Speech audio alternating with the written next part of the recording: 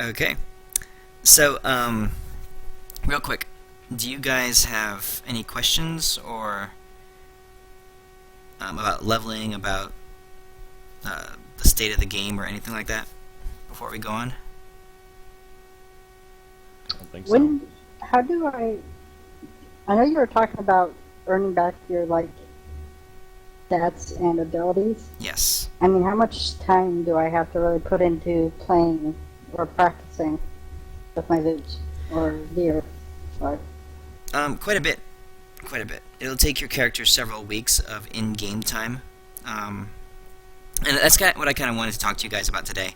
Is you guys, your characters are, weaker than they would have been had you started from the ground up. Um, and you guys know because of the little quest page that I gave you, you sort of know the state that your character is in. Do you have a plan, or could you start working on a plan for how you'd like to get your character back up to snuff? well, this is the thing about my characters. My character used her voice as a majority of her, spells, Mm-hmm. kind of like a banshee. So was that affected? You have your voice. What you don't have is the ability to play an instrument right now. So for bard spells, there's three components to casting a spell, and certain spells use different kinds. There's the verbal, the somatic, and the material. So any spells that have verbal and somatic components, you can cast. So that's why you've been able to cast the stuff that you've needed so far. But for example, if you wanted to cast your purple blade of flame, you wouldn't be able to, because that requires a material component. And bards, Yeah, but the lyre I just got counts as yes. material. Now that you have that, you can focus it and you can start trying to use it. But you're not proficient in it yet, so you don't necessarily have your stats. Okay. Because that's just the way I RP the character, and I mean, I hardly play unless it's like Song of Rest or just for fun. She's not a bard in that way. You know what I mean? Yes, but bards need some kind of material item to be able to cast their spells. So for you, it's your Yeah, lyre. yeah, yeah. I'm just saying that I'm not a. I was just saying I'm not one of those bards that just run around, Yeah. singing all day and trying to work at a tavern or anything like that. Yeah. But so for you, right now, you're technically capable of casting all your spells since you have the instruments. You're just not very good at it yet. Your voice isn't trained. Your fingers, they don't have the dexterity yet to really play your instrument well. And the best way I could represent that is in your stats. So the more you practice with them, and I'm talking like if you dedicate time every day to practicing, for example, or if you can think of another way to get yourself good at it, then you'll get your stats back. Okay. Okay. Ashok. So, do you have any ideas of how to get your character back into shape? I was just gonna work at it on my downtime. Practice my weapons and sneaking around and doing a lot of running and walking. Okay. Yeah. If things come up, there he is. So I invited this guy in. He was one of he sat in with us for one of our one shots. He was just kind of listening. So I'm going to give him Ajax's character to play today. What are you talking about? Someone just connected. See? Jeffy22. No. Nope. Yep, I talked to him. He's in No, California. I don't have any message like that at all. I was gonna ask we collected all that loot off the enemies last game. Who has all that loot? Are they even in this B? Yes. I mean, I have that thing. I think I have the gem, actually. I have something. I have... Oh, God, where's my inventory? I have a bloodstone and a star rose cord. Yep. You guys have it all in your inventories. I don't know. But which one is the little stone? I got the chaos gem. Oh, okay. Why did you I ask remember I him to? didn't want it. Why did you ask him to play that character instead of make his own? Because I don't want to screw around with making a new character right now. Well, I thought, is he joining the party? Yeah, I'm gonna add one more person anyway. So he was the first one to reply to me tonight. That I had on my backup list. So, as far as I'm concerned, if everything works out, then he's in. Okay. Please don't let anyone play my character. That would kind of upset me. I'll play it. Yeah, I know, you're Straight an off ass. a damn cliff.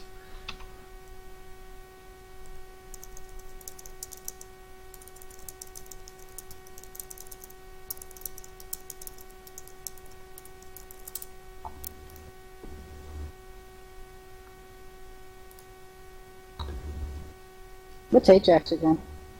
He's a fighter, Oh, okay. which is cool because it's pretty well. You can go in a million different directions with a fighter. Oh, isn't he supposed to, is he level 2 or is he still level 1? He's level 1 right now. I'll work on leveling him though. I had a whole plan for Ajax's character while you guys were off killing the demon lord.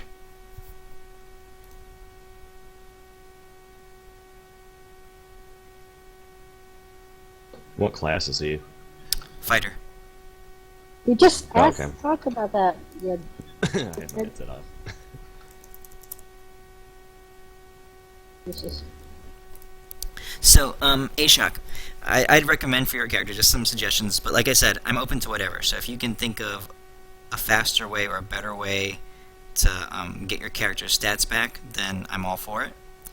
But you know, just some exercise, some focused training, maybe some practice with a bow if you want to work on that, and your stats will Well- start coming back to you.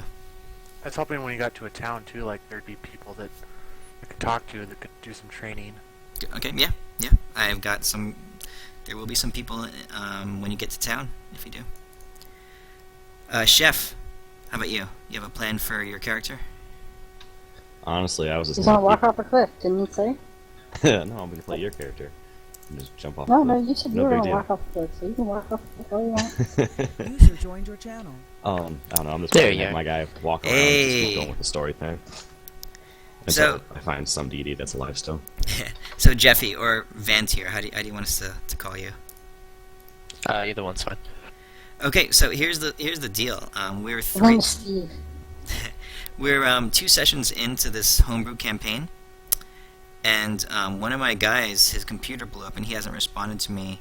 Well, 2 of my guys actually, their computers blew up, and one I know for sure is not coming back. So, right now that you grab that Ajax character, that's fine. He's a fighter. And I think it's good that you can play him right now, and we can work out details later. The first 2 sessions are on YouTube if you want to watch them to get the backstory. It's pretty pretty nuts as far as I'm concerned. But if you want to get caught up, but if you're good with this time slot, I mean, I could use another consistent player. Yeah, definitely. Sweet. Okay, well that's your character. I'm gonna level you up to level 2. Your stats are purposely gimped, so I'm gonna in game. I'm gonna share with you a quest, and it should pop up on your screen, and you can go ahead and read that, and that's just for you. Just to tell you a little bit of the state that you're in. You'd have to go and watch the videos, or I can talk with you in non-game time sometime to catch you up on the story. But let me level you up to level 2 real quick. Okay. There you go. So you got Action Surge, which is nice. I've never done a fighter before, so I'm not too familiar with. Fighters are probably the best class. It's because it can branch off into a million different Weapon. directions. Hit him. Yeah, and they're also pretty simple if you want them to be simple. but they can also do a At lot. level 1 and bunch 2, of they're crazy pretty stuff. simple. At level 3, they start going different ways. Yeah. Okay. But look, you know, you can read your This is abilities 20s. while I start talking to these guys about stuff. Okay, so Deimos, sorry, what were you saying about your character? Oh, I was just gonna keep, going along with the storyline until I come across some deity or something that's not dead and is not kind of a pansy. That's kind of what my plan was. Okay. Or I'll try to find if my guy's still alive, but Okay. yeah. Cool. Cool. This is smart god. You'll really like it. Well, I've got some, if things go according to plan, I got some fun stuff for you today. Today's game will be a little bit open-ended. I basically built a whole town, and who you talk to, where you go, there's tons of stuff. So we'll see what the story, where the story takes us. Okay.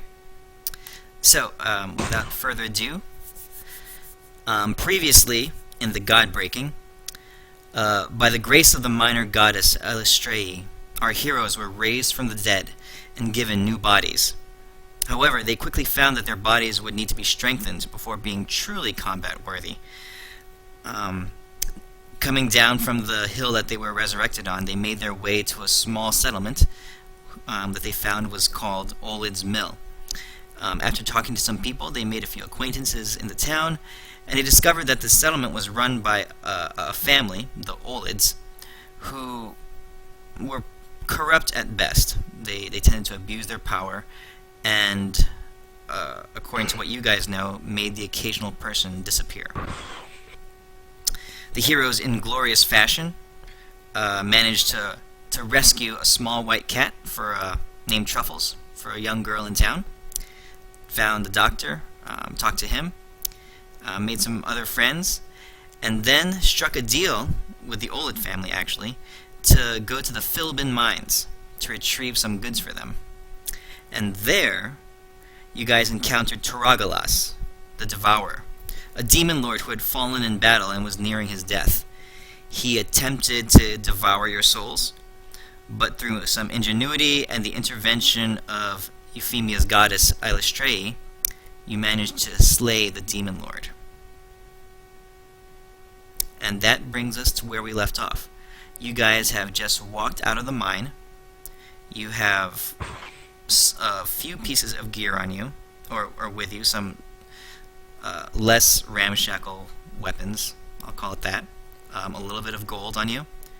What would you guys like to do? We were debating whether we should go to town and supply up, or go back to the Oled family and abduct those boys. I don't know, I think if we go back there, we might still get killed. We I might just would want like to kill to- Those first. boys, You're up first. those boys had thick skulls. I'm quite sure even with, and she holds up her stupid little pickaxe that she got, even with these weapons, I think we're going to give an ass kick. Now, just Again, so you guys know, Caern is with you. I'll be playing his character. I won't be doing much role playing for him, but in fights and stuff, he'll be with you. And also, when you guys woke up, let's just say first, for the sake of the story, Ajax stayed back in the town. Okay, so you guys know he's still back there. In the town of the boys, right? The first thing? Yes, the mill, the settlement. but either way, when we go back, we can't really fight those guys head on. We're going to have to wait for those large lumber people to come back from their daily work and hopefully have them deal with that family. Maybe a mob will be better than going one-on-one with them. What do you guys think about that? I guess that could work. I don't know, but I guess we should get another party member that I totally don't know about. Ajax was one of your original party members, and he fought bravely with you guys in session 1, and died bravely with you guys at the end of session 1. Yeah, I say we go. And we have to go back and get that lazy ass. Since he fucking stayed there and didn't come with us. Motherfucker. So Jeffy, So do we want to go back to town and kind of, get some equipment, or are we going to be stuck? What do we do? I don't know.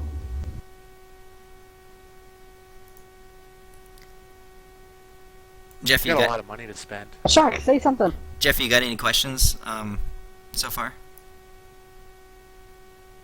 No, I'm just kind of reading through abilities here to try and make sure I can play it. Gotcha. Okay. So I gathered you guys are going to go back to the mill, right? I don't know, these two haven't said anything. We got a lot of money to spend. Okay. I think I'd rather go to the town, but we can go. If you guys want to go to the mill, I'll do that too. Do you far know away is how the long town? of a trip it would be? Yeah. The How long The is it? 3 days. Yeah, it'll be about 3 days travel, and it's on roads you don't necessarily know. So, about a week to get to town and then back to the other town? Yeah. Ugh. I wonder if we would need a guide or what kind of threats are on this road. You don't know.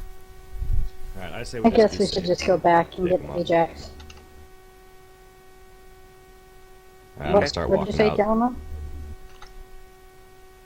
Okay. So you Where are you guys, going? they're going back to the mill. That's where Deimos said he's going. I'm gonna throw a rock at Deimos. So you guys start heading south. You leave the mill. You're back on the road that you were traveling, and just like the first time when you walked it, it's pretty peaceful. It takes you the better part of a day to get back to Oled's mill. But towards late afternoon, you finally arrive back in town. You come across the familiar set of faces. There are ladies and children all around. They're not quite so scared of you this time, having spent at least several hours getting to know you and drinking alongside you and singing and that kind of thing the night before. So yeah, some of them actually wave at you and say hi What as you time walk is it? into town. Oh, I'd say 5 o'clock in the evening. Are the men back? You know that they're getting back soon. Alright, I'm gonna start looking for Ajax. We definitely don't. We definitely don't want to get involved with those boys before the rest of the village comes back. So Okay. keep it a low profile. Okay. After a little bit of searching, you come up across Dr. Tom Sheffwin. Oh, my friends, you have returned. How did the mission go? Were you able to retrieve the supplies that you went out for? Your boss sent us to our death. He's been sending the people of this village, to be eaten by a demon in that mine. It's been abandoned for months. You see the expression on his face change from one of happy greeting to shock, and then bewilderment, and then frustration, all in like 5 seconds. And he says to you, I don't understand. Sending people to their deaths? All the people that you've lost from this village are dead because they're eaten by a demon. And your headmaster, the father of those boys, he's the one that's been sending them there, and he knows all about it. Oh my goodness, by the gods! This is terrible news! What do we do? What should we do? Now you can tell the doctor he's not necessarily a man of action. He begins to fidget and he begins to look almost like he's going into a panic. What would happen if the men of this village, all of the workers, knew that their friends and family had been sent off to die by those guys? What would they do? Oh, I apologize. I feel faint. Shh. we should not talk out in the open. Please, come. He waves you back over to his little hut that you guys had visited before. And he starts walking pretty quickly in that direction. Follow him, I guess. Yep. Okay. As you guys get to the hut, he walks in, and inside the hut, seated there, is a familiar tiefling fighter. As was the case before. You don't recognize his face, per se. The body is different, but you know it to be your friend. You were resurrected alongside him, and he stayed in the town while you guys went off to the mines. He actually stayed in the town to help the doctor accomplish some things. He went out and helped him gather the herbs that he was looking for. He came into contact with a nest of vipers because the doctor needed viper venom as part of his elixirs and antidotes.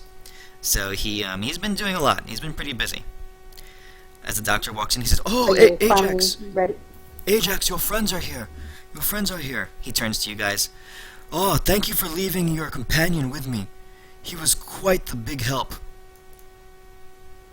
Yeah, I'm sure. Picking flowers. Great job for a warrior. It's harder than it looks. For your skill, probably. I kept crushing them, it was hard. Oh no.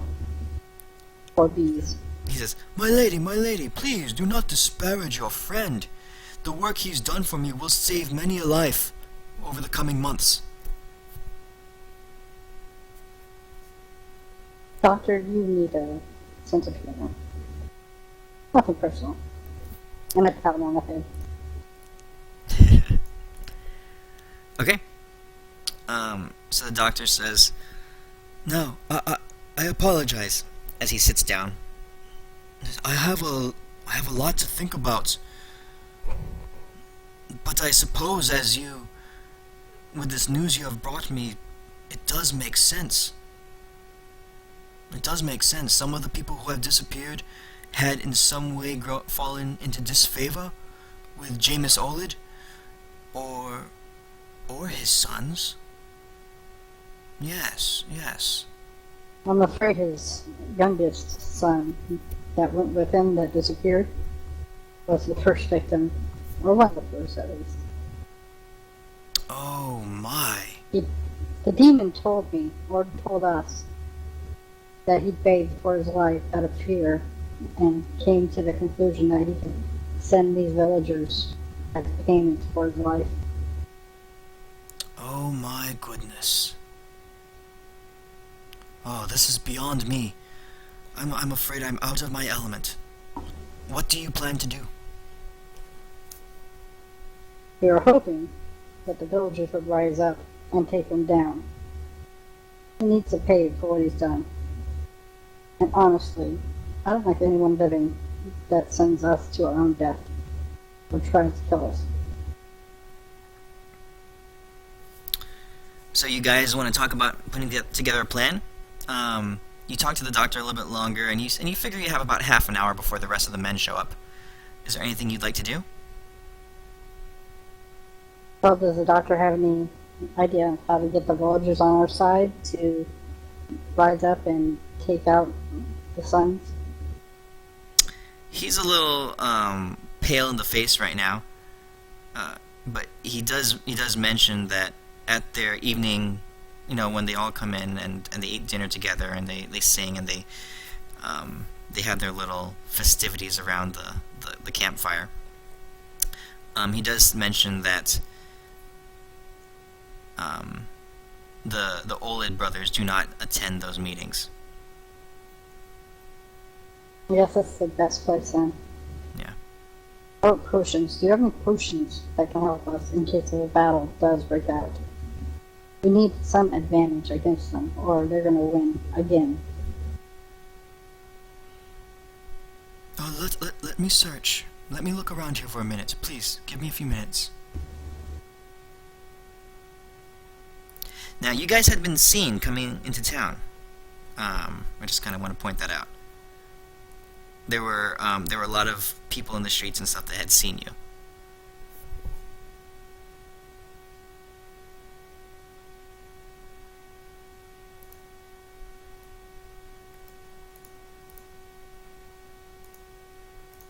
Okay. I don't know. No one else is talking. So those brothers already know that we're here? Who knows? Probably. I'm gonna guess 50-50 on this one. Now, are you telling this as a GM or what? I'm just- do you know that people know, or? I'm just pointing out that when you walked in, people had seen you. They were waving to you. They were villagers. They were ladies and children, but Well, I'm going to say this to the rest of the party, but news of people coming in the village spread. So they probably know we're here. No matter what we do. We have limited time, in other words. Yep. We gotta move quick. We could just bum rush them. But we cannot fight them one-on-one again. Try We that. got 5 people this time, and we are slightly stronger. Slightly. Very slightly. And they have the equipment. I don't And know. probably... Maybe I'd the rather villagers. just say we could use the backup. Maybe the villagers have a right to know before we do anything. Yeah, we should let people know. Well, I'm gonna tell that old lady. I forgot her name. Shavala? Yeah, I'm gonna tell her. She tends Don't to tell everybody everything. Tell the small villagers yet anything. What do you think she might do? Do you think she might, like... She's a run crazy up there and talkative old start lady. screaming? Everyone's gonna know in like 5 minutes after you tell her. And what? Then what if they start slaughtering the women? Or they There's a take whole- hostages or something? What if they just Well, go then we mad? just jump in and take care of them. Get our asses kicked again. I said No, this we'll have an once. army of women behind us. It'll be fine. Of That does us untrained good. women that don't know how to use weapons? Yeah, bum rush. What did you say, Jeff? Do not I fuck said that with does us people. good. I'll be throwing flowers at him. Works for me. That's like free HP for us. As great, you're so happy to sacrifice people to make sure you win. I mean, if it's I'd for the rather have greater people that good. can actually fight. I mean, the weak die and the strong live. Does that include you? Because you're pretty weak. So you guys remember that fight, right? It was the two brothers. One of which Caern And managed to defeat, and then 2 of the loggers, the henchmen that were with them.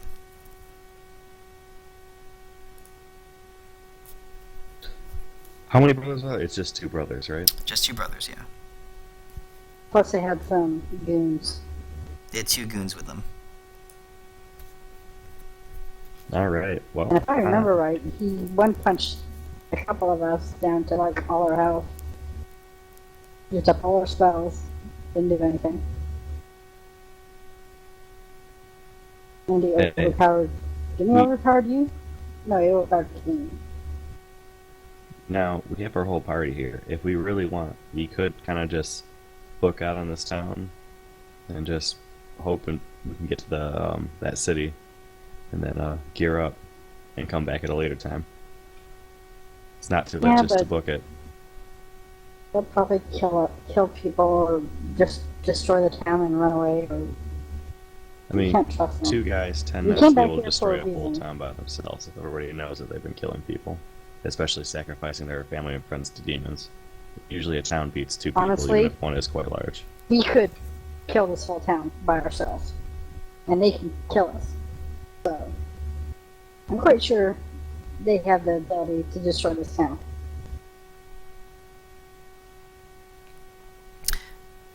So what do you guys want to do? Did you want to go talk to Shavala? How much more Yes. time until the village elders or the village people get back? It's about 15 minutes. While you guys are talking, the doctor comes in from his side room, and he has 2 potions with him. He says, "I apologize. This is all I could gather. My supplies were limited. It would take me a while to create more. But he hands you Okay. guys 2 potions of healing. I say our strongest fighters should take them. I'm not sure who that is, though.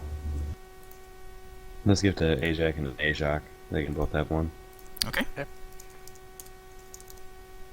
So yeah, let's go tell her, the old woman.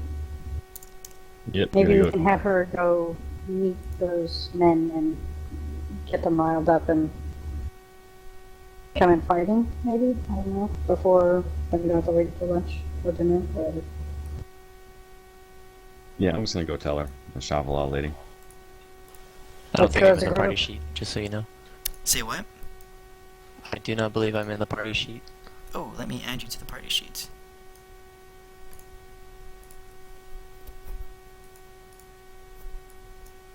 Okay, there you go. When I leveled up to level 2, Yes. did it do my hit points automatically? Yes, it did. Yeah, it does. Okay.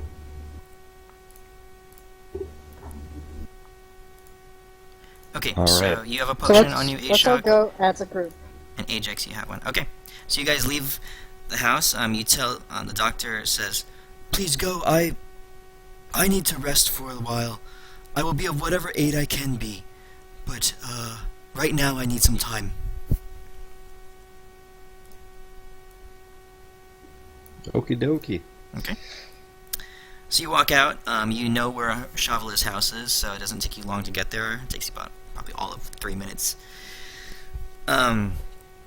You see her kind of in the front of her yard, starting up her evening routine. She's pulling out her big kind of pot and starting to throw some chopped vegetables inside. She looks up as she sees you coming in, and she's old and hunched over and kind of round, but a big toothy grin cracks across her face, and she says, "Oh, you came back now, did you? Couldn't get enough of me, I see. Welcome, welcome, friends." We have a problem. Can we talk inside your house? What? You know me, I'm always up for a good conversation. Come in. She walks inside the house and gestures you all inside. This was your idea. You talked to her. Alright, well, when we walk in, I'm gonna wait till she sits down, because I don't want her to have a little old lady heart attack. And I go tell her that they've been sacrificing people, the demons and all that jizz and jazz. She's noticeably traumatized. She has to, you spend a few minutes fanning her as, she's sweating and, like, heart palpitations and that kind of stuff. And finally, after a few minutes, she comes around and she says, This is terrible! What? Oh my goodness! I'm gonna march right over there and beat the living hell out of those brats! I grab tell her, well, we're just about to No, go no. do that. How about you go tell everybody else what we just told you? We need you to tell the men of the village, all those wood workers and those strong guys, come out. We need their help to stop the brothers so we can get to the father. Oh... Yes! But we need them here now. Yes, yes. If those... Oh my. I wonder if the Olids know that you're back yet. They would not have been expecting that if probably what do. you say is true. Leave this to me, my friends. The men will be back soon. And people will begin gathering around here within the half an hour for the evening festivities. Let me go out and talk to some people. I will get word for you. I'll be back in half an hour. And with that, she kind of turns and hustles outside the room. She pops her head back in and says, "Don't let my soup spoil." And she hustles off.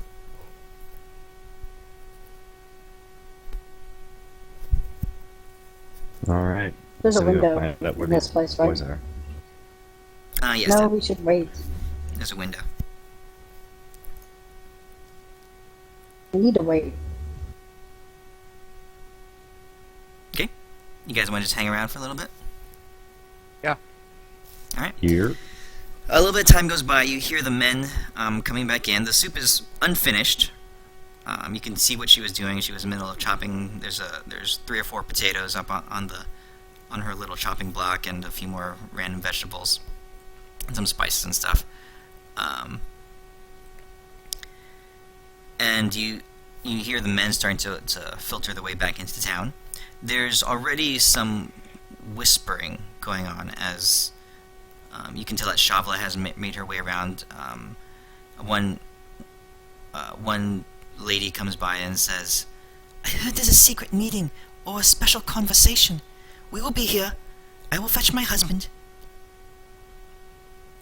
Okay, those so guidance and resistance are for the next roll that they cast, and it lasts 1 minute. Yeah, Okay, I can just keep poking them. cool. You just keep spamming it. Okay, that's cool. A little bit of time goes by. Another 15 minutes goes by. And a familiar little girl comes bouncing around. She's got a death grip on a little white cat, and she kind of smiles up to you. "You're back! Oh, it's so fun! Truffles tried to run away again, but I wouldn't let him. I held him tight." And she kind of runs up to you, and she just plops herself down in your lap, Deimos. I stick my hands up. I don't touch underage people. Okay. No, Deimos beggars can't be choosers. I'm just saying, I'm not gonna get in that whole holy man, a young kid game. I'm gonna be a good person. You're hanging out there, and the cat is kind Too of late, failed. just like staring into your face, completely distrustingly the whole time.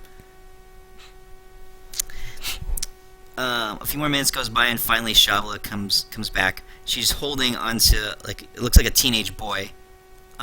She's got him by the ear, and she's kind of just dragging him behind her. Right, and you can see more people starting to filter in, as half of the town is already near you guys, gathered up in a circle. She walks up and holding the kid's ear, says, "This is Ship. I caught him. I knew he was the one who would go off and try to tell the Olids what was going on, but I got him before he would. Oh, you know me. I chased him down and I gave him a good whooping." She kind of like pulls his ear, and he's like, "Ah, damn it, Oled!" And she slaps him in the face and says, "Watch your mouth around me, you little brat. Go off to your father." And she kind of shoves him in the direction of a mill worker that is standing on the side of the ring. So, and she turns to the rest of the people. She says, "You all know why we're here. I spread word. These young people here have something to tell us." They all turn to you expectantly.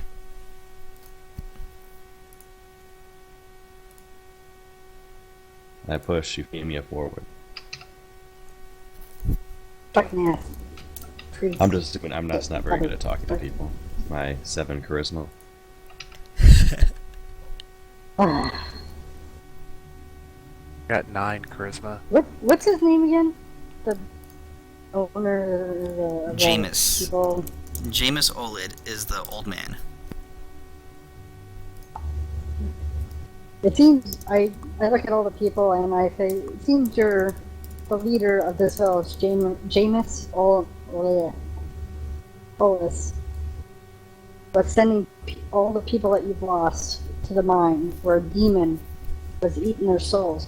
He made a demon with this, or he made a deal with this demon to sell your souls for his life. His first victim was his own son, and the rest of you know the rest of the victims. Your only chance now is to stop him. You hear some mumbling and murmuring around the circle. People are nodding their heads a little bit, but you can tell that there's some shocked faces, some fear, a little bit of distrust. Roll me, let's see, persuasion or performance, whichever you prefer.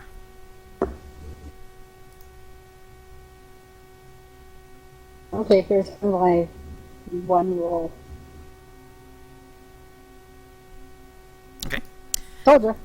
People are still talking. They look to you and say, a man shouts out from the side, "But the Olids have always been good to us. They pay us, they feed us. How do we know we can believe you?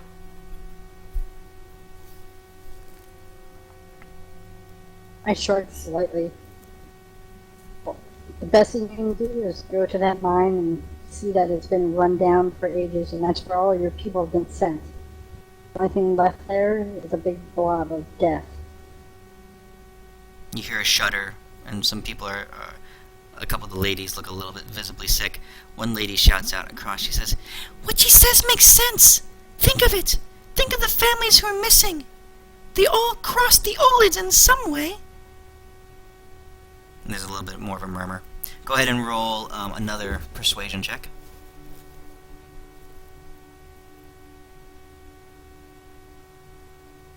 Okay.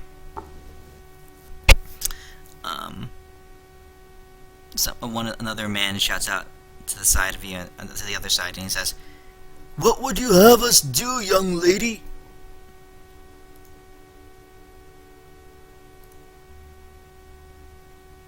Well, you are all woodworkers, strong of body, just like those sons are.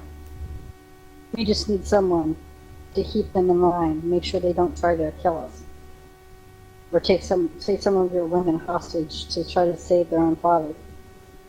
He needs to be brought to justice for what he did. And your village needs to be freed from their wrath. Do you plan to kill them? Well, don't your village have a judge, a jury, a way to determine what happens to those that do crimes in your village? They all look around and stare at each other, and one lady, actually the mousy old lady, the Marjorie, Chauvel's friend, who never really spoke, she kind of looks up and says, "Mr. Jameis, he always did all of our adjudicating. If it were someone else, I nominate Shavala." And she points to Shavala. A couple of the other people look around and they start nodding their heads. You can tell she's trusted in the town, and well liked by everyone, even though she has a big mouth. Shavala, yes, Shavala. So you see some of them nodding. Roll me a final persuasion check.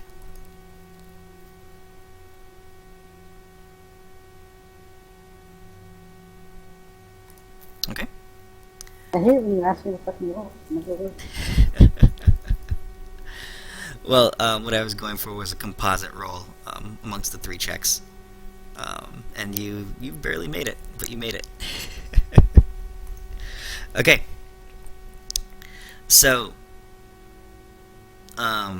there's some more talk around the circle. You see some of the men say, "What would you like us to do? You have us at your side. Tell us." We need to disarm the boys and hold them down so that they can't defend their father. And we need to get to the father and then bring him to justice. I don't know if the boys know what happened, but we do know that the demon made a deal with their father. And that's why their brother is dead, and all of your villagers that are missing are dead too. So this is all about justice. I don't want anyone dying for this. Unless it's ruled that has to be the way it is. Okay. You see several of the men around the circle nodding their heads. A guy says, "I'll get my axe." "Me too." "Yeah." So several of the men, 5 or 6 of the men, go off back to their houses. A couple of minutes go by. You start arranging them. The ladies say, some of the men say, "You ladies stay here. Several of us will stay with you to make sure that nothing happens. Who's going?" "I will. I'll go." "I'll go." Okay? And after, 10 minutes or so, you have a party of about a dozen strong type of men that they all have their woodworking axes and gear with them, and they're standing before you to say, "Lead on, lady." So 12 woodworkers plus us 4. Yes. What happened to the priest guy? Or the healer? I mean, Who? The doctor? yeah. The doctor's still back in his cabin. He never really came out. He was looking in pretty bad shape. Pretty shocked when you left. We should still bring him though. Should we go get the doctor? Make sure he's with us just in case. I'd say to everyone in the party that I mean, we can go ask him. He's already helped us out a lot. Okay.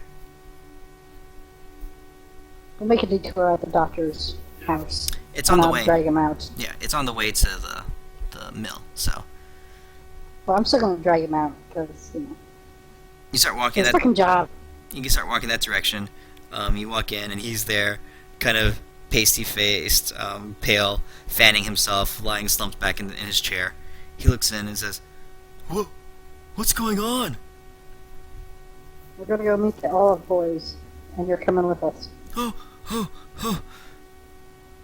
Okay. I suppose I can. I'm not a man of violence, but... I'm going to smack him. Get a fucking grip. Okay, you're right. This is life and death. And I have to be there to help those who need it. I will come. He grabs a brown leather satchel off his table. He straps it on him and he says, I'll go with you. Okay. Alright.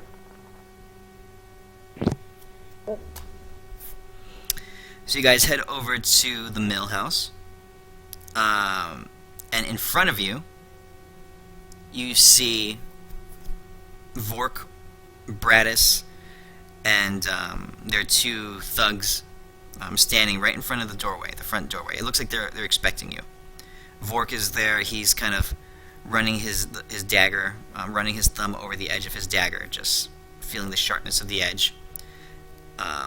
Bratis is there. He's upgraded. He, instead of holding that small black club that he had before, he's holding a full-on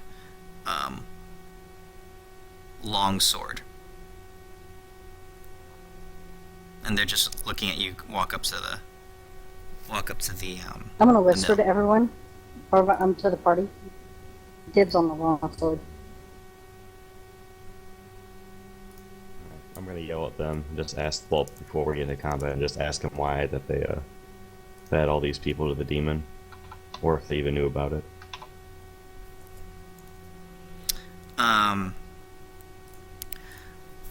Bratis, he kind of raises his hand and says, Y'all stop right there.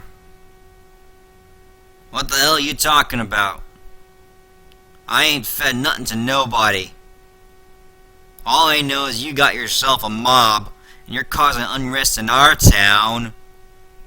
I mean to take this out on you. Now speak and speak quick. What's your piece? The mine that you sent us to was a lair of a demon that was eating the people and miners that were sent there. One of its first victims was your younger brother, and your father made a deal with it to feed it for his own love. We need to talk to him now. Roll persuasion. Stop it! Damn it! I don't roll things. It's against glass things. I don't have to roll. Yeah. Roll persuasion. This son of a bitch. He looks at you and says, That's a pile of bullshit. My pa would never do that. The talking. My uncle runs that mine. Your uncle's dead. There wasn't one person alive at that mine, and there hasn't been for months. Why the hell should I believe anything you have to say? Go to the mine then. I'll nudge past her. I'm just stepping slightly in front. And explain to, what is it, Bratis? Yes. There's a whole mine of dead demons, and And Bones When do you lying want- about. You think I would make this up? Okay. You want to roll persuasion, or are you going for intimidation? Intimidation. Okay. The force of your conviction, you can see that he's hesitating. He turns to his brother, and he leans over and says something quietly into his ear. His brother turns back and whispers back to his ear. Whispers back.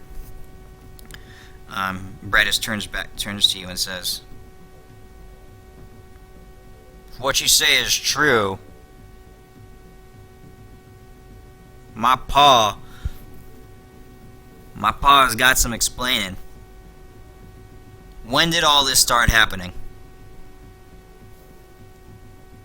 When did your brother die? My brother, he didn't die.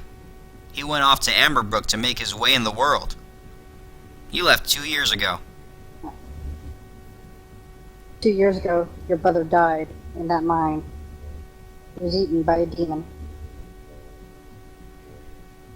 Your father Must I say- sacrificed him to save his own hide. I'm just gonna say, and Amberbrook's only like 3 days away. And if you haven't seen your brother in 2 years, when he's only 3 days away, I don't know, I'm pretty sure he's not there. Vork, he steps up and he says, he whispers into his brother's ear, his bigger brother's ear. "Well, that makes some sense. I haven't seen a letter or any sign of him." Alright, I need someone to roll one last persuasion or intimidation check. I'll do it.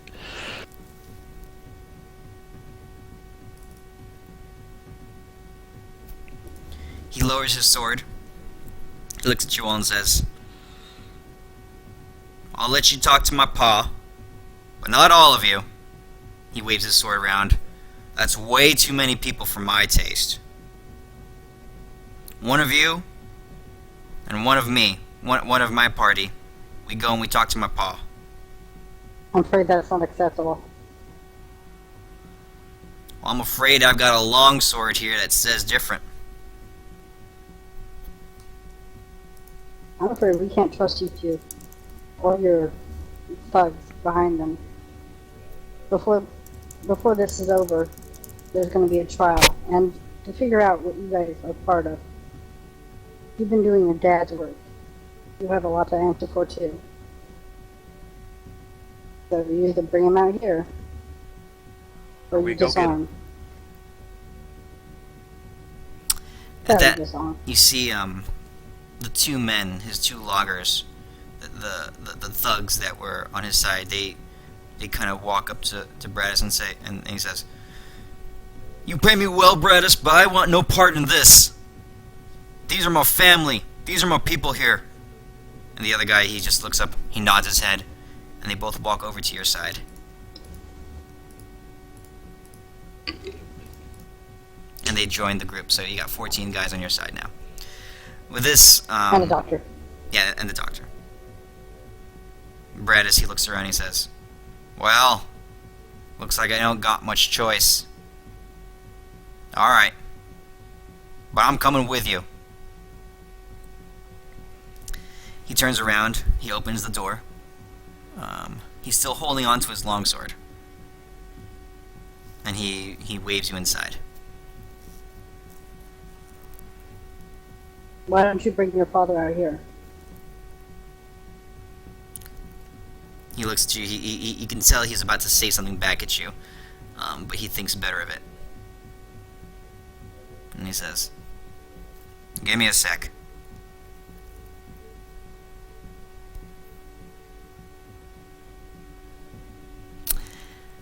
A couple minutes later, he comes walking out, and in front of him is that same haggard, older man that you saw a day or 2 days ago. Just looking at him, he's wearing decent clothing. He doesn't by the age of his sons, he let's say he looks a lot older than he should look. His eyes are sunken in his face. His skin is a little clammy. He's got a little bit of a hunch over, and he just looks like he's worn out. He looks up at you all with very little emotion in his eyes and says, "I see my time has come. The lies could only go for so long." So you're willing to admit the truth? I admit to saving my life and my son's lives. I will admit nothing more than that. I've done only what a good father should do. Did the demon kill your first son? Or youngest son? You can see him trembling, emotion in his face. The mention of the demon evokes a visceral reaction in his body, and you can see he's trembling with fear. It takes him a second to get hold of himself. Bradis puts his hand on his dad's back, and just kind of like to hold him steady. And he says, "Yes!" And you can tell that it was very painful for him to admit that. "Yes, he did. My first son, Jameson. I saw him torn apart in front of my eyes." If it makes you feel any better, the demon is dead. He was cut in two by the goddess Elistrate. At that, he shakes his head. Is that even possible? Anything is possible.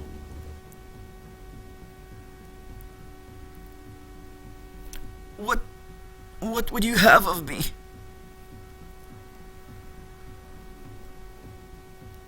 To admit the truth. Own up for what happened. And tell the villagers that those that disappeared are no longer in among the living and were devoured by the demons. With that, Okay. Roll persuasion. One more time. Oh, God. This is why I choose Bard, because my rolls suck so bad. Yay! Hey, is anyone gonna help me? Do I get advantage? Or anything like that? Because, I got like 15 people, a party behind me. Does that give me advantage in something? Come on. What are you saying, Ajax? Give me a fucking chance. I'm gonna use Dermatology, and I'm gonna make my voice and yell at him to repent, to make right the villagers that he's sacrificed. And then you cast it again to make the earth rumble slightly. Okay. While he's doing that, I'm going to start walking up there this to is a grab question. him. Okay. There's Question now.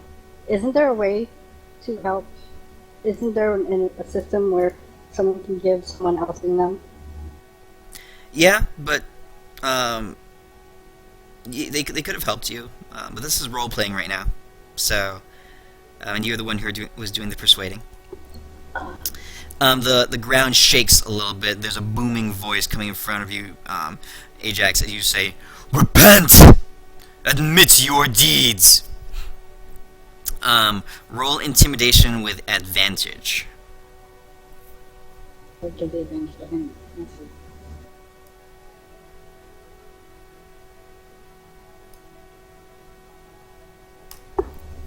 Bah.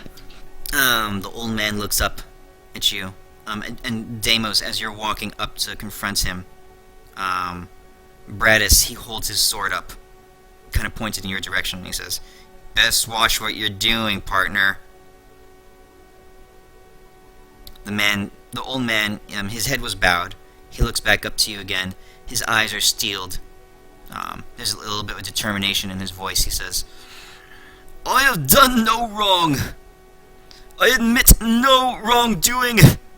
You have come into my town and called me these things and generated all this unrest. He shouts to all the loggers and men there. He says, "You!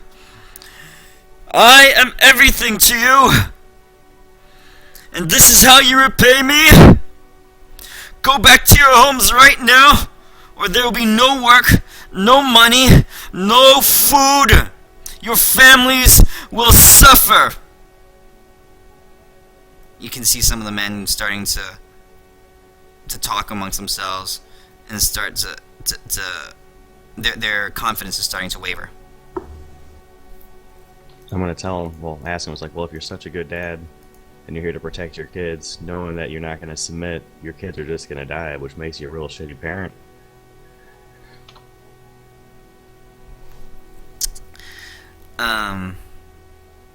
He looks up at you, Deimos, and says, "Better to die with dignity than to be treated as a dog by the likes of you." Everybody roll initiative.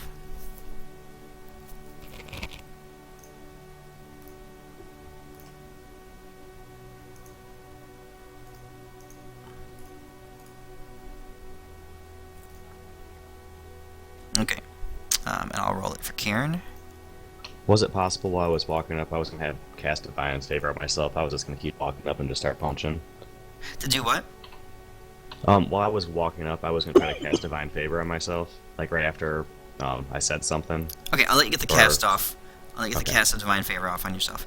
But initiative is, the fight, it wasn't a surprise. They knew you were coming, so everyone's reacting right now.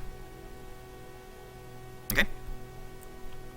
Yep. So, you can see the townspeople, they take like a half a step back. They're watching, they're invested in what goes on, but their confidence is shaken just enough that they don't react as quickly as all of you do. Everything is moving at a split-second pace right now. As the fight begins, Caern pulls out his great club, rushes forward, and attacks Vork. Is there a map? No map, we'll do this in the mind right now.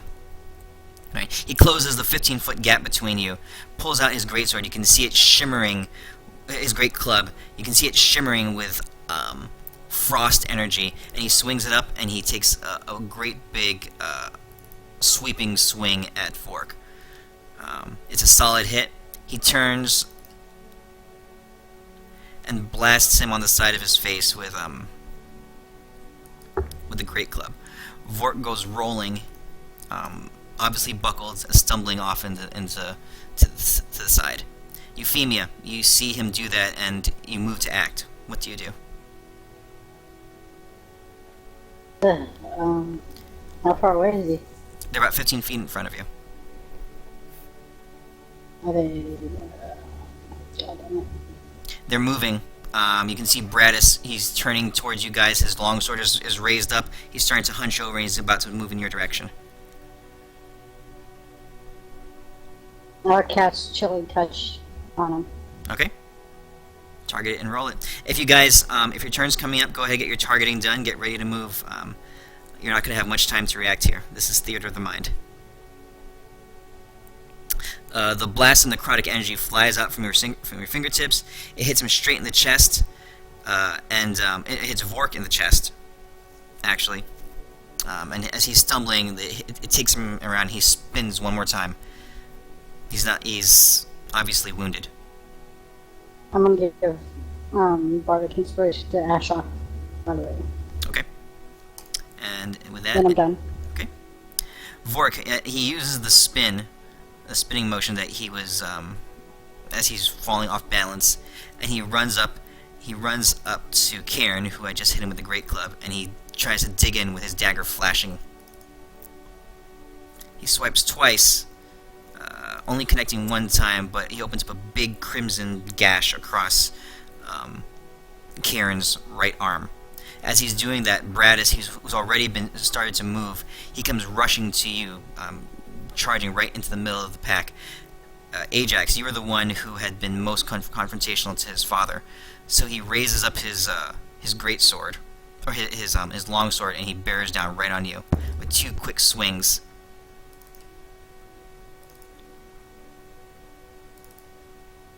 hacking into you twice. You can see crimson cuts across, one across your chest and the other one getting a chunk out of your shoulder. Ashok, you've been kind of pushed out of the way as Bradis had forced himself into your parties, like right into the middle of your party. What do you do? I'm gonna try to get that guy at the greatsword for cutting up my partner. Okay, he's right next to you. And I got 2 weapons, a club and a hammer. Okay, so you can this is your first attack with your club. You swing and misses, and with your left hand, the hammer. Inspiration. Oh, that's right. You do have inspiration. You can add a D4 to that. D6. Yeah, I'll add a D4 to the club. D6. D6. Oh, a D6. Yeah, go ahead and roll it. Actually, You don't. also have the D4 for guidance too. Yeah, actually, you hit. You were 1 below his armor class, so just burn the die. It's a hit. So roll 2 attacks. 2 damages. Okay. You were hitting yourself there. You had yourself targeted. I'll put the damage on Bradis. Okay. Oh, I don't have the Okay. I don't have a map. I don't see a map or. The combat tracker. You can click it. Use the target combat on the tracker. combat tracker. Oh, I'm in it. Okay.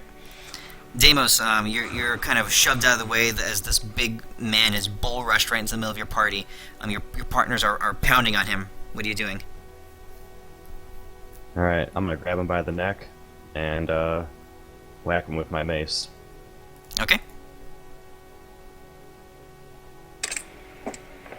Alright, a solid blow right to the back of his head. Then I can add a Yes. D4 to it for the divine favor. Okay, plus 1 radiant damage. And then I'm gonna use my war dominion. My war priest thing, for as my bonus action. Don't kill him. Just get another Alright. attack.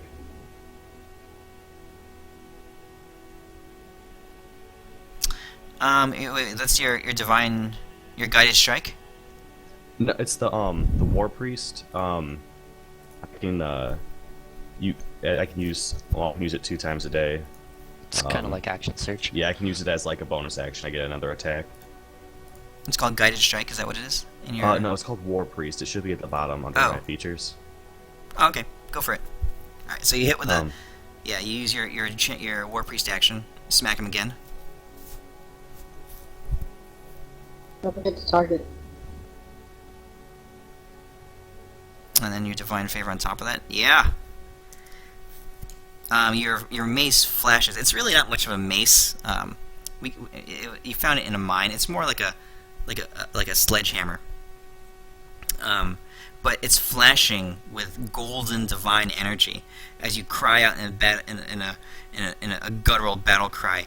And to the back of Bradis's head, 2 solid blows. You hear the crunch of bone beneath the heavy metal. He buckles and he lets out a scream as the weight of your blows and the flashes of divine energy shake his body. and then before I end my turn, I just yell at him to stay down and surrender. Okay. Ajax. Is he prone? He is not. He's weakened and he's bent over, but he's not prone.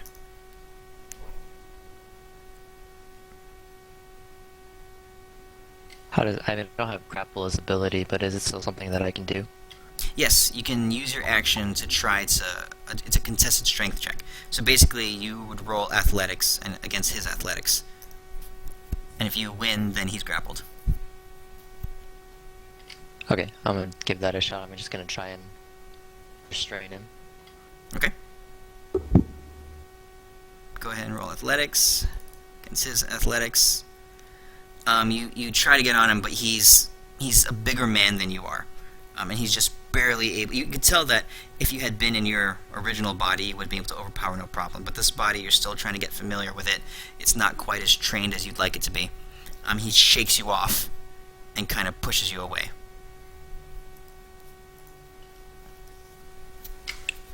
Angered by that, I use action surge, Okay. and then I'm gonna try it again. All right, roll it again.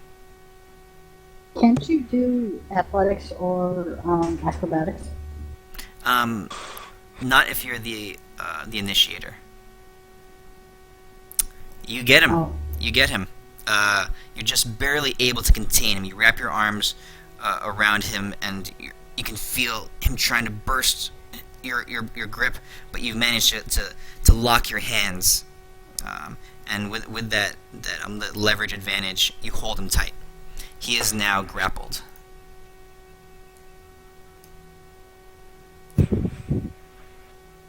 I'll end my turn with that. Okay. Caern, he charges after the smaller of the two guys, and lays into him again with his great club, shouting out profanities the whole way. Let me add his right. There we go. And with a huge blast from his great club and a shimmer of icy blue energy, he connects with Vork right across the face and sends him sprawling. Now, he did not kill him, but Vork is completely unconscious down on the ground. Euphemia, it's your turn. is that the one with the sword? That was the one with the dagger. The slimy one. The nasty one.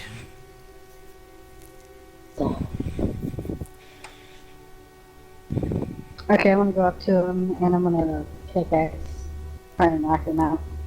He's knocked out. He's completely unconscious. No, the Oh, other guy. the big guy? Okay. Well, it's in the grapple. Do I get advantage for that? Yes, you or do. is it- Mm-hmm. Is it double advantage or is It's it just, single advantage? there's no double. It's just one advantage. That's a hit.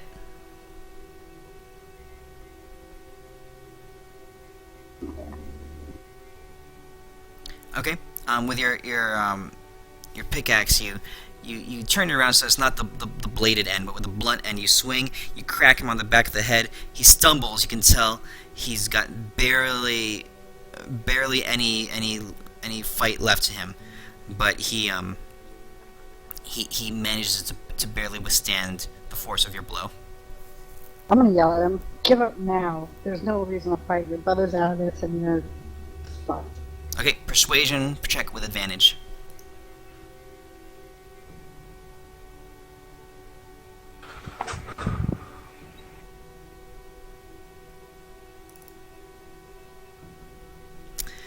The fight goes out of him.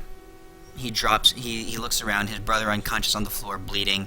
A huge gash across the back of his head, where Deimos had laid into him with the sledgehammer. He drops his sword to the ground, and he slumps over. I'm gonna pick up the longsword. Okay. He slumps over and he says, I give. And he kind of drops down to his knees. Okay. The tension I'm keeping it. in the air just gets redirected as you guys turn around and you see the old man leaning over to you, holding a heavy crossbow in his hands. He has it pointed at you, Euphemia. And he says, I'm gonna dodge. Demon! Demon bitch! I'll kill you for what you did to my boy! Okay. He aimed it I at you. mage hand and take the arrow from the crossbow.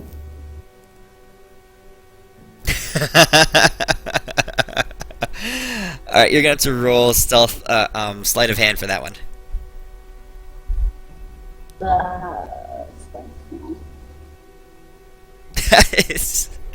That's exactly what you needed. Quicker than he can pull the trigger, and he's kind of a like you said, is a shaky old man. He's having a hard time hefting this crossbow to begin with. As he's raising it up to you, it's shaking in his hands.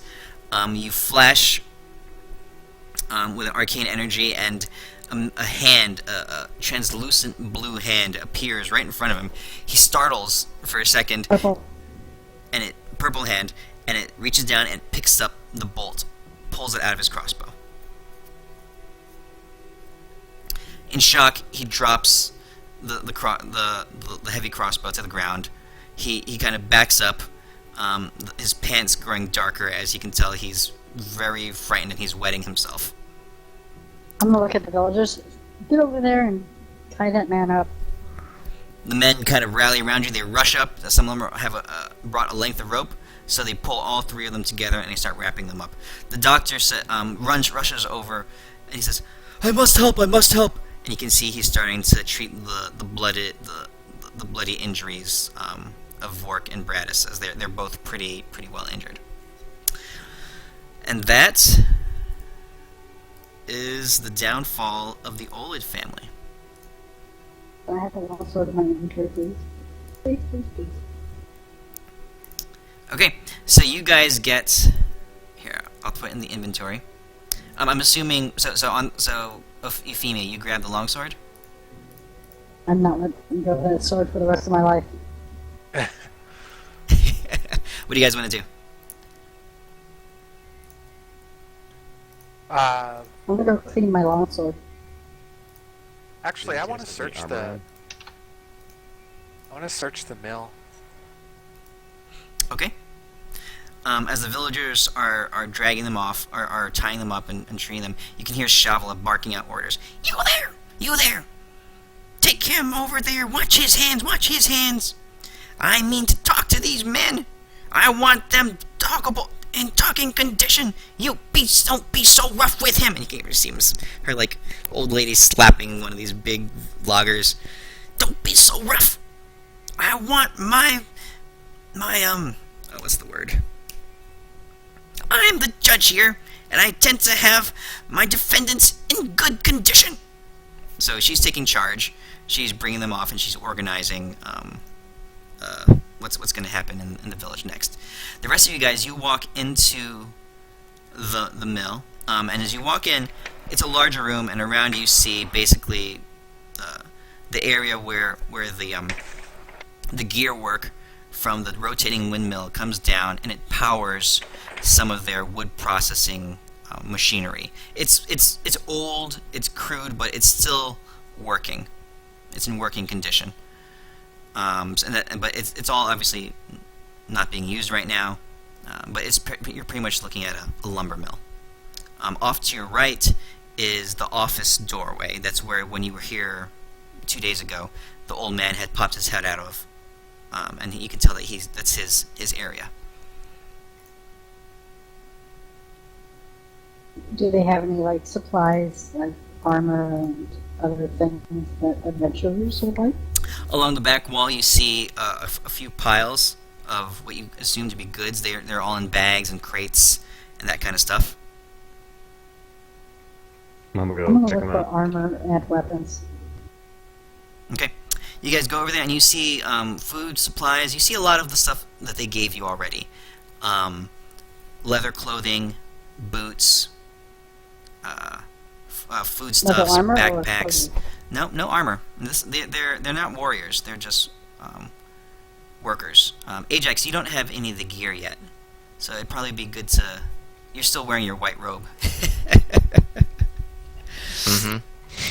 Yeah. So we'll get you kitted out with some stuff here. I'm Okay, gonna start go dragging stuff into your to the inventory. office door, Okay. making sure that the door's fine, that it's not like trapped or anything. I'm gonna open it and walk in. See what's in there. Okay. Ajax, I'll grab your inventory later. So you walk into the office. It's obviously not booby-trapped. There's a musty old man, like a sweaty smell into the room. You can tell he spent a lot of time there. Rummaging through the room, go ahead and... you got a lot of time, so it's not going to take much effort. You pull up a couple things that are of note. First, you find some documents. They're documents of transfer. And amongst all the other paperwork, this kind of stands out because they were kind of tucked behind a bunch of folders and binders, kind of like he didn't want them to be found. The rest of the stuff is pretty innocuous. It's all just transactions and selling wood here and buying things there, that kind of stuff. But in this folder that you find is a list of letters of transfer for about a dozen people from the mine, from Olidd's mill to the Philbin mine. And amongst them, you recognize a couple of their names. There's a Harold Creason, and a couple of the other people that you know he had been missing. From the village? Yes. You Is there gather any information on the document about, that it was actually, that they were going off to their death, or was it just a legal document? it was kind of just his way of keeping records for who went there. Is there any notes or any information saying that it's like, this guy's dead, this guy's dead, this guy's dead? At the bottom of each letter of transfer is a little like handwritten note where it's just single words, but you can tell that they were reminders to him of what they did. One person it says storehouse. Another person it says suspicious. On another paper it says rebellious. That kind of stuff. But otherwise, okay, you just I'll see. keep those documents. Okay. Another thing that you Is find. there anything of value? You might as well drop that off to them for evidence. Well, yeah, Mr. I'm not there, but that's what I was wondering. Oh, Ajax, good question. Leafing through it, the most recent entry, you do see a document for 5 wandering visitors that had come into town and that had been sent off to do some work at the Philbin mines. Yes, you do see a document for you guys as well.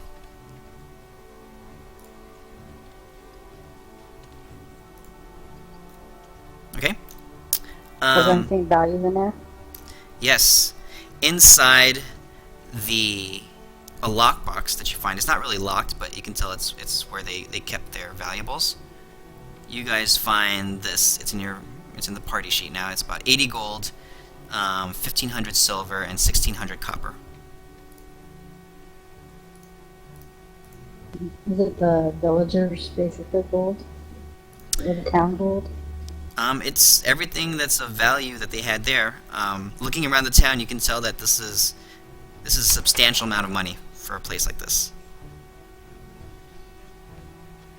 I'm going to keep that in the lockbox. Okay. I'm going to give that, the lockbox, the gold, and the documents to the old woman, but I can't remember her name. Okay. Shavala was her name. All right. You guys do all that. There was a longsword and there was a heavy crossbow. Euphemia, you grab the longsword. I'm not letting go of it, too. It's fine. Okay.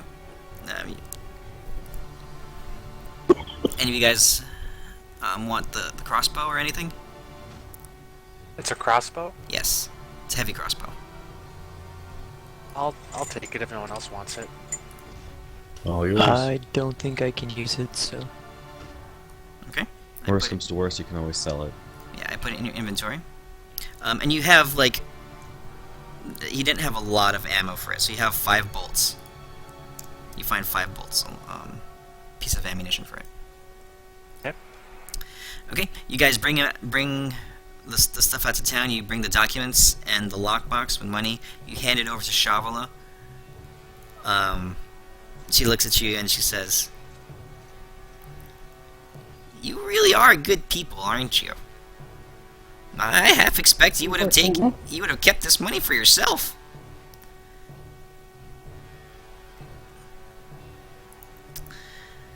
Wow. Thank you.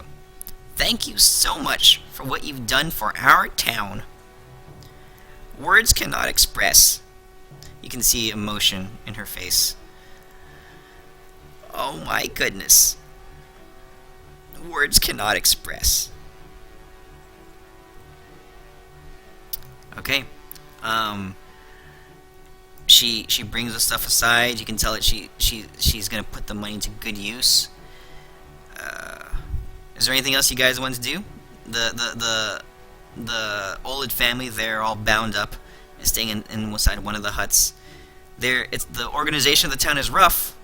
There's not a lot of structure right now, but you can see a new life in people's eyes. Where before there was some tension and overall there was some a hint of fear. You see people whispering amongst themselves, kind of excited. They're talking to each other. There's hope for the first time, and what you gather has been a while. I'm gonna talk to our traveler. Okay. Or help with anything else. She We're says, gonna go to the other town and try to make our way there. she looks up at you and she says, you young lady, you have done so much. I can barely contain myself. Oh, you have our blessing. This home, this town, this mill town will always remember you and always be grateful to you for what you have done. You have friends here. Thank you, all of you. And she turns and she gives each one of you a little old lady hug, embracing you with all that she is. Some of the other kids and ladies are around there, and men too. They're all nodding and shaking their head, and yeah, they're definitely behind you guys. They're very grateful. If you guys want something, this is probably the best time to ask for it. They will probably give it to you.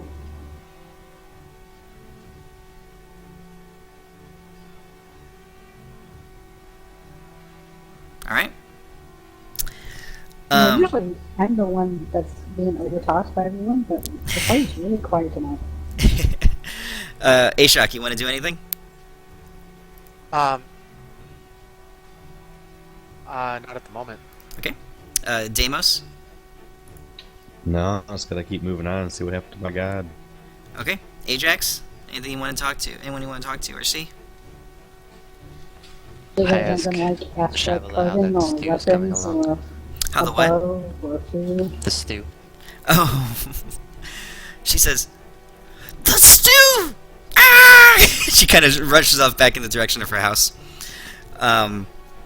Inside her pot, there's like, not black smoke, but the vegetables have been boiled for so long that they've sort of disintegrated inside the stew. They're very soft, and it's more like a mush right now. You can hear her saying her old lady curses. Darn it! Stagnation! Stumble bottom! Yeah. Was hungry too. Yeah. Yeah, talking about food, we should probably grab some food before we head out. Okay. Actually, why It's don't we take a long rest? yeah, it's later in the evening. You guys got back. You started all this around 5 p.m. So right now it's closer to like 8:30. The sun has gone down. There's fires going. There's lights inside all the houses, as people are still kind of wound up about what's going on. It's not like everyone's going to be sleeping right away. People are still talking about it. The doctor comes up to you guys and says, I heard you're going to Amberbrook now, or you plan to move on from here? In the morning, we are. Oh, the timing is good.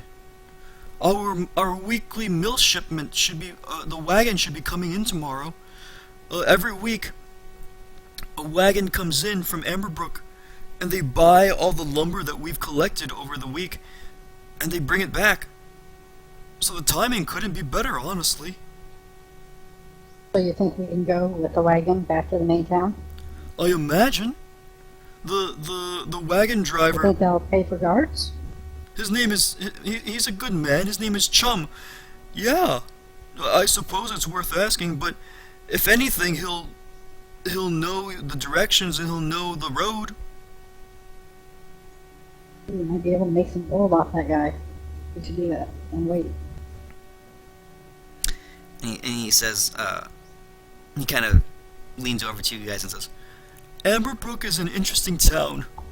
I lived there for a better part of a decade before I moved here. I have some Then the friends there shops? still. Oh yes, Amberbrook is the business central point for all the settlements and mills and refineries and mines in the whole southwest of Hasselin. I Yes. come up to the priest guy and or the, whatever doctor. the fuck he is. I put my arm around him and I say, if we give them their name, who do you think might give us a discount? He says, "Oh, you'll see when you get to Amberbrook. Amberbrook has a very powerful merchants guild. Well, they almost run the town. Right. The prices are all pretty well fixed. It's one of the downsides. There's It's one of the no reasons we I can left. talk to? There's plenty No of one we can people." talk to there then? You have discount? On cheaper goods? He a look crosses his face. Now you guys, yeah, you remember, okay, because it was a couple days ago when he was telling his story. He lived in Amberbrook. He came to the mill, this area, 3 years ago, and you gathered that there was a reason that he came. It was like he was leaving something and trying to start a new life for himself. So there's an odd expression across his face, and he says, "Yeah, I suppose." He takes out a piece of paper and he writes a name on it.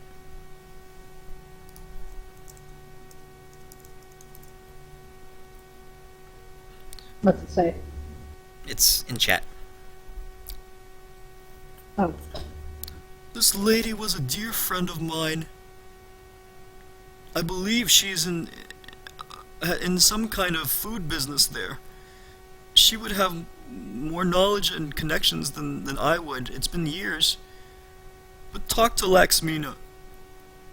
Mention my name. She'll know me." thanks. And I give him a good pat on the back. Okay. Deimos, you find yourself, you look down and there's a little girl kind of smiling up at you, clutching onto a cat, and she's like tugging on your pant leg. "Excuse me! Excuse me!" Hello, what do you want? She leans up, she's like, and she's reaching for your ear. She's like, "Shh, I have something to tell you."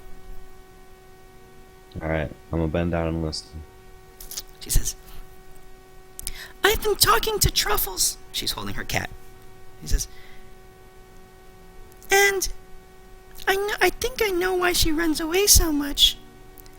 She's a city cat, and this is a small town. I don't think she should live here anymore. She told me she wants to go with you guys. Would you take her?" Hell yeah, I'm gonna take that cat. She says, "Really?" And her eyes light up. "Truffles would be so happy." And you look down at the cat, and the cat's kind of just like rolling her eyes, obviously helpless in this little girl's death grip. But the girl is happy. She's jumping up and down. She's getting, "Thank you, thank you, thank you, thank you, thank you, thank you, thank you." And she says, I'll have one more night with Truffles. She'll sleep in my bed with me tonight, and I'll make her favorite kitty snacks. Oh, and she'll be so happy." She kind of scampers off. She says, "I'll give her tea tomorrow. Thank you. Bye-bye." And she runs off to her house. So I'm gonna wander off and find that old man that I borrowed his beer. That you did what? Which old man? Remember the old man that gave me the instrument? Oh, yes. Okay, his Hamish. Okay. Okay. Random old man, I don't care. Yeah, it takes a little while. You find him sitting. He's sitting down in front of his house, in front of his hut, and there's a lot of people inside his hut. You can tell he's part of a larger family, and like I said, there's not a lot of room in this town, so a lot of the families cram into these buildings. and he looks at you and says, "Oh, beautiful lady. Oh, my. Your eyes. They twinkle like the stars in the heavens." Okay. I promise I'll bring you this back, though. And I hand him over to you. Thank you, thank you. I hope you enjoyed playing it. I can tell you really have, talent. Yeah, it gave me quite a bit of handy. Well, It's thank part you. of my vocation. I use it in battle. Use it in battle?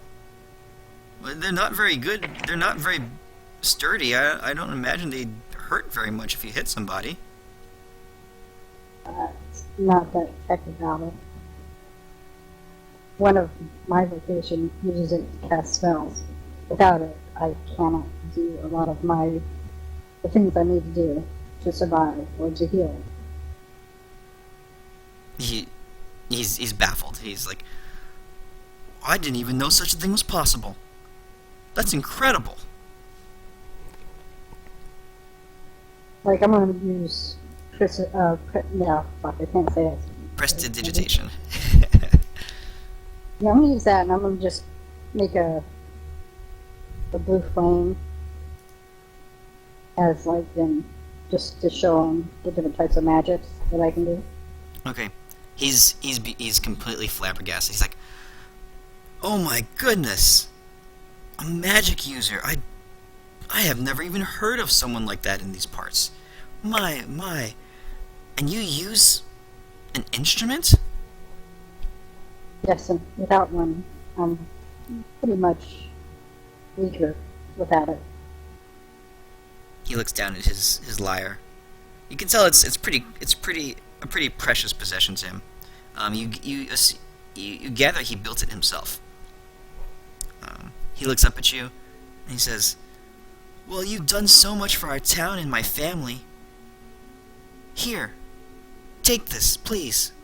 I'm sure there's many a better lyre in the world, but in this town, it's the best one in town." And he hands it over to you. Are you sure? Well, I don't want to take what is definitely precious here. he says, I can definitely use it.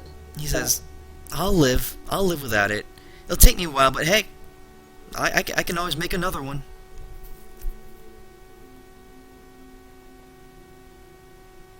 So As time goes past, I will definitely get a new one. he pushes it But into your when I hands. do, He pushes it into your hands. He says, "My mind's made up. Here, it's yours now. Thank you." I will replace this for you though, and get you a newer one, a better one. He smiles. He says, "Well, that would be nice." He chuckles, and he says, "Have a great night. Thank you for all you've done for our town." He turns around and he goes back into his little house.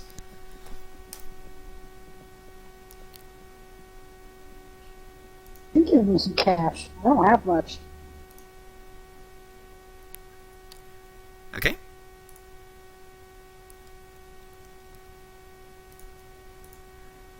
So, I'm just gonna find a bed and go to sleep then. alright. You guys head back over to Shavala's house. And, she says, "Oh, welcome. Come in, of course. It's late. You must be exhausted." And a few more stories. She was able to salvage some stuff from the soup. And she brings out a bowl, a nice hearty bowl for each of you. Some of it's a lot softer than you would have preferred. But it's definitely edible.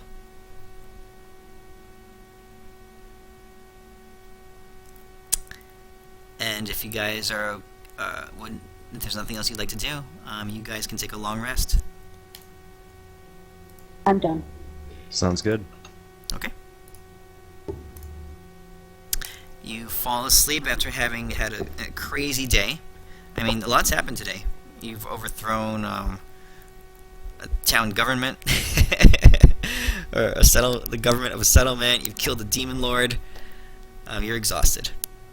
You go to sleep. The next morning, there's a hustle and bustle to the town. The men did not go out to work today. they're all just they're figuring out what to do next. Yes, Ajax, you wrestled some snakes. You fought. I actually had an encounter. If you guys ever went and did that, I had an encounter made up to go fight some snakes, but you guys didn't go in that direction. I hate snakes. The men are all around there. You can see that they're working out how things are going to go in the future. They want to continue working there. They have a good community going. They're putting together new structures, new, who's going to manage the finances, who's going to handle the buying and selling of the wood, who's going to be the foreman, who's going to work the mill, that kind of stuff. So they're working all that stuff out, and things seem to be going really well.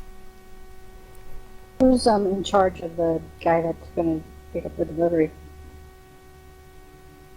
You ask around a little bit, and one of the loggermen, he kind of tells you, yeah, old man Chum. Oh, he should be here any minute now. He comes in once a week on this day, and he picks up all of our logs. The Olids, they're always the ones who talked with him. So I guess Hamish will do it now. He seems to have taken the role of foreman. Hamish is the guy that you sold the lyre, that the lyre came from.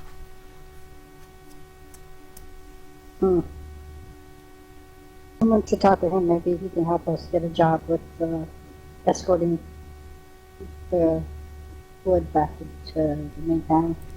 Okay. You guys go and talk to him, and he's absolutely willing to help you out. But time goes by. The caravan. It wasn't a caravan. It was more like a big cart.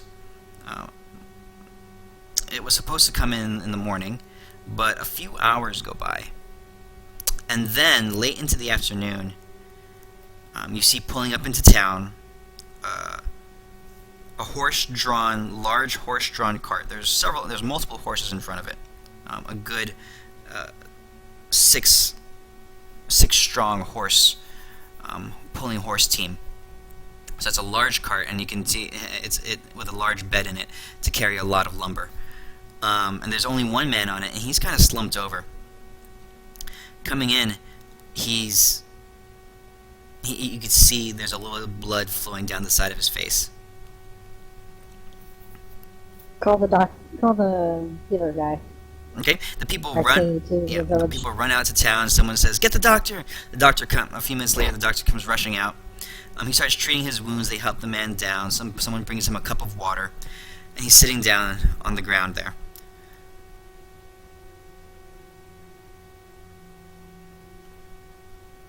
I'm tired of talking. Yeah.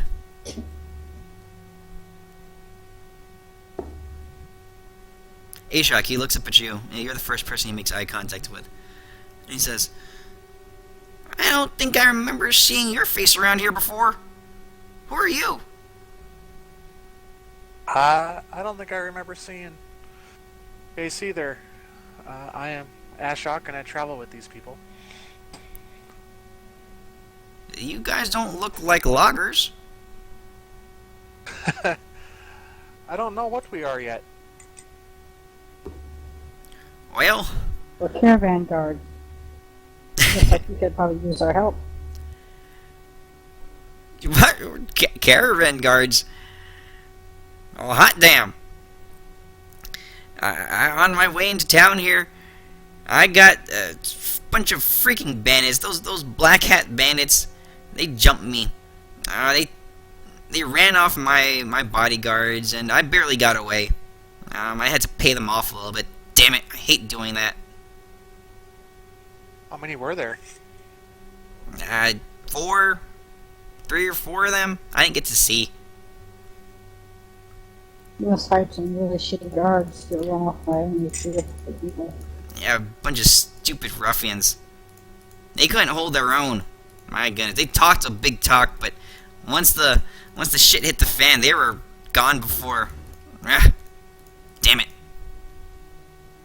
Well, we hear that you're here to pick up some wood, so Yep. on the way back, He looks just to hire us. He looks back, and you can see Hamish organizing a group of men, and they're all piling up large logs. Some of them are they're worked in different ways. Some of them are formed into planks. Some of them are cut different ways. The equivalent of like a 4x4 a 4x4 beam is what they're loading into his cart right now. He says, "Oh, hey, you look like a strong set of folk. I don't much look forward to going back to town through those woods again. Not with the Black Hat gang in the area. Tell you what, if you'll come with me, and if you'll fight off those guys if they show their faces, or at least scare them real good, I'll pay you when I get to town." How much? There's 5 of you? I think a trip like this is Yep. worth 20 gold to me. Each person? Oh, heavens, no. Heavens, no. This whole cart full of wood isn't worth that much gold. But for your party, for all of you, I'll give you 20 gold. Split it however you want. 25 gold. Oh, you got to roll persuasion. God damn it. Oh, I have one that always has to talk and get myself into some persuasion roll check thing. Ah. I think. Okay. Yes. Well, I'm I win. not exactly in a position to bargain, am I? All right. 25 gold. Ah, I'm sure Horace will be good for it. Nice shake for it. Okay, he shakes your hand. A little bit more time goes by. The cart is loaded up. He says, "Well, it's a long journey. 3 days travel. We best be on our way. I know the good campgrounds. You all are welcome to come with me, or you can hitch a ride and just hop on the back of the wagon. The horses won't mind." I'm getting on the wagon. The rest can walk. I choose to walk. Besides of them. Okay. Alright. So some of you are walking, some of you are riding on the wagon, and you guys ride off on the road north. Deimos, are you bringing the... as you're riding off, Lily comes running out. Wait! And she's clutching the cat. Wait!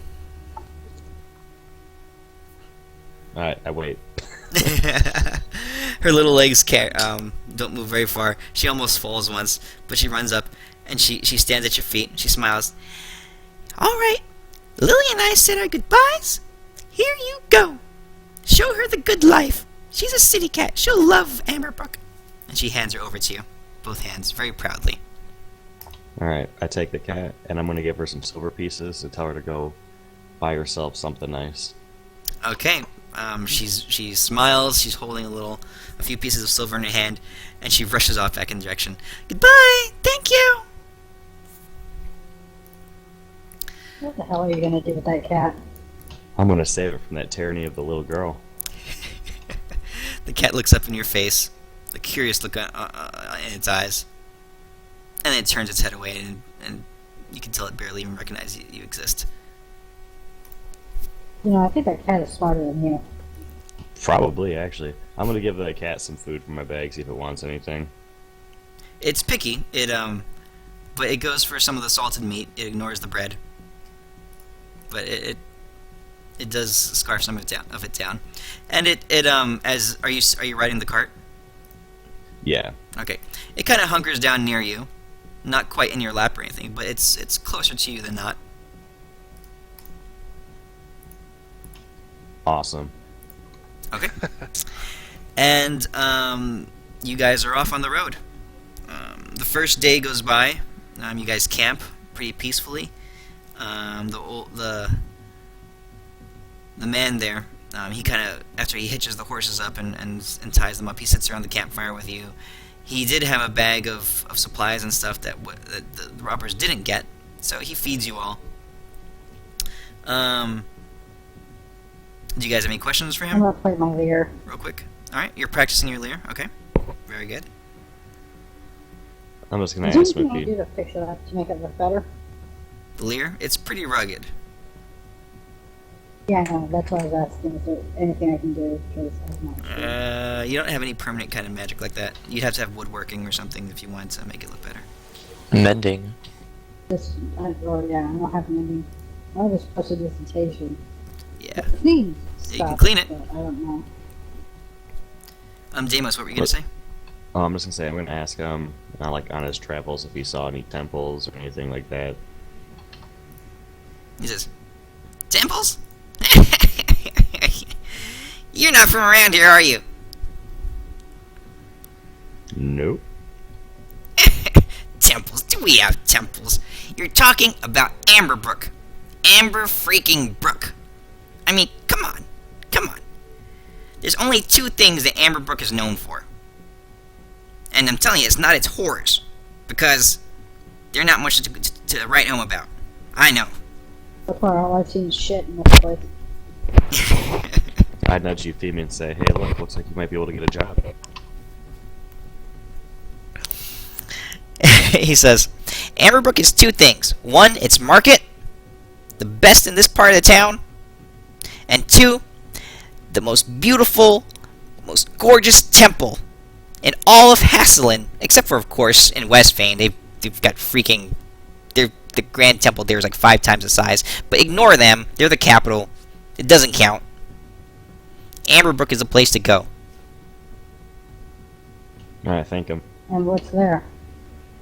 Oh, it's the temple of the great god of Torm, the patron god of Hasselin.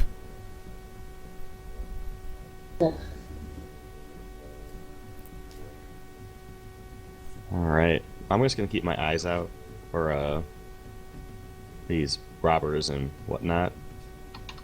Okay. The night passes on. Uneventful. You guys travel the whole next day. And he's not the most talkative guy, but he responds to any questions that you guys might have. On later in the second day, you guys are rounding a large bend in the road. The cart doesn't move super quickly, but the horses are doing actually a pretty good job of making good time. Ashok, you're getting a good workout walking all these days. In the road ahead of you, you see two men, both wearing black cloth over their heads, and they have a brown sash around their waists. And you can hear the old man Chum, the driver. He goes, "God damn it! God freaking damn it! They're just still here! Damn it! Damn it! Damn it! Damn it!" Whoever has that crossbow, take a shot at him. That's a suggestion. Yeah, if that's the person who's... You're If gonna... that's the guy the driver recognizes, yeah, I'll shoot him. Alright, you're cutting loose? Okay. Sure. Alright, combat tracker, roll initiative, go. Ajax, you got first action, so this is the surprise round. So you'll get a surprise attack. And if the rest of you guys want to do anything, you're pretty far away. So the heavy crossbow has a 400. How far? I'd say you're about 300 feet away. Oh, that's just right in range for the crossbow. I can't do anything though. I'm gonna cast Shield of Face. So, Okay. Actually, Ashok, you know the crossbow. You'll wait a little, just a second, a little while longer until you get within the primary range of the crossbow. then I'm gonna guide him for it. Okay, so you cast guidance on him. So Ashok, you got an additional D4. So you guys are now 100 feet away, Ashok, when you take the shot. Okay, and the question is, I want to take the archer combat style. Okay. How do I incorporate that into my weapon? Okay, so you just get a +2 to attacks there, right? Okay, I put it on... +2 to hit, I believe, yeah. Yeah, so it's on your weapon now, so you have a +2.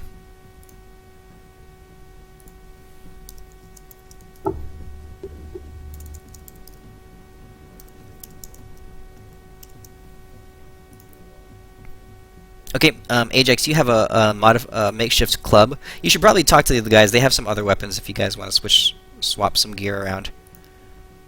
I have a pick if he wants it. A pickaxe? Yeah, pickaxe thing. Yeah, I'll throw that in his inventory. Take it from yours. Okay. So, Ajax, you have a weapon.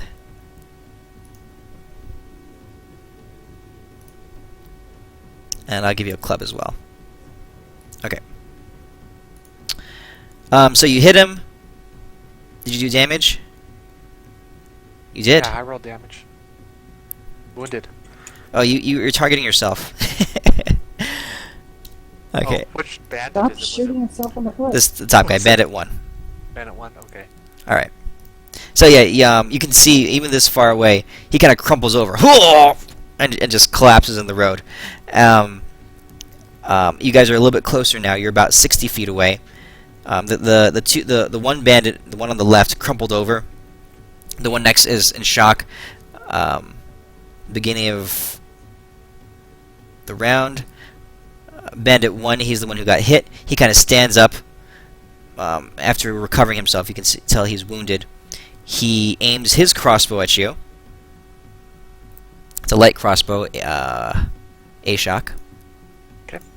And he fires back. A bolt Ow. comes out and wings you on the arm. From the side, a man to the side of the road comes rushing the wagon. He takes a swing. He plunges out of the woods, and he's swinging a scimitar. He comes at you, Ajax, and cuts a gash in your leg. What do you do?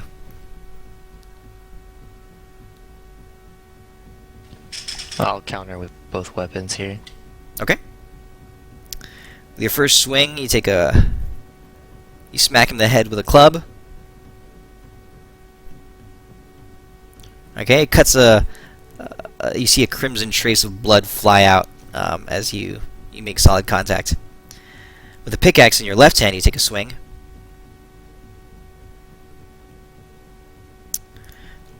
Okay, yeah, and you connect with that too. This one, you jab it down into his shoulder. He screeches out in pain. Okay.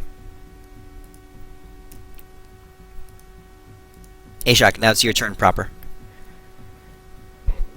Alright, I'll shoot number 1 again.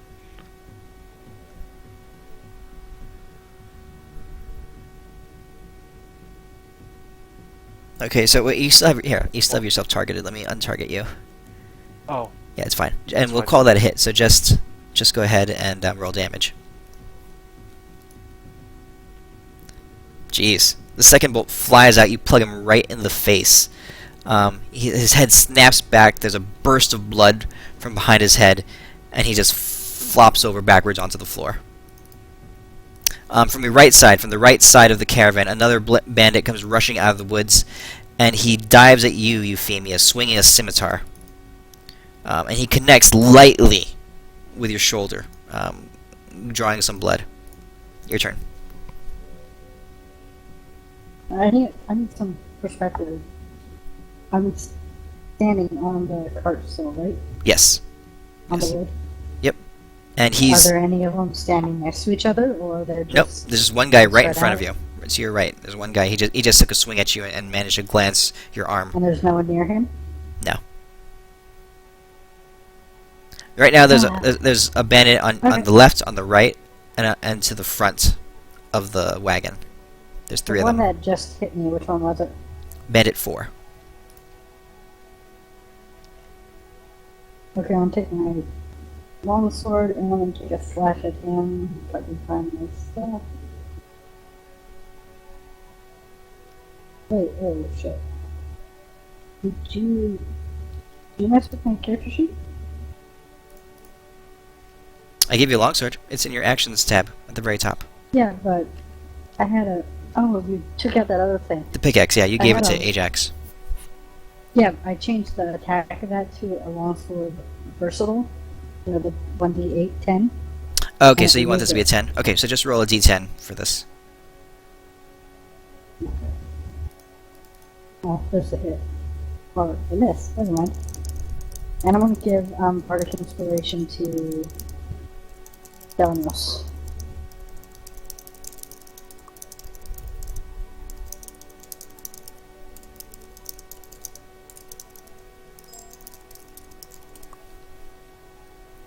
You get that? Okay, so you missed him with the longsword. You gave bardic inspiration to Deimos. Got it. Damn, so. Okay. How The do I add a... the bandit to the front of the caravan. He rushes, and Caern is kind of sitting towards the front next to the driver. He takes a swing at him with his scimitar, but Caern kind of leaps off at the same time as the swing is coming in and jumps off the wagon, and the swing totally misses him. Deimos, what do you do? Alright, well, first off, I pick up Mr. Fluffy Paws. Mhm. And I'm going to kind of stand just in the middle of the wagon and then swing one at bandit number 3, and then when I'm pulling back out, try to hit the bandit number 4. Okay. Just on either side, right? Yeah, it'll take a little bit of movement to walk to scoot over from one side to the other, but you can do that.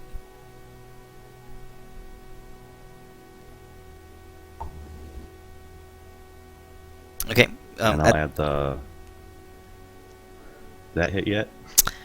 Yes, that's a hit. Alright. Yeah, you crack him right across the head. There's a spray of blood as you can tell that his skull was actually fractured. He crumples to the ground.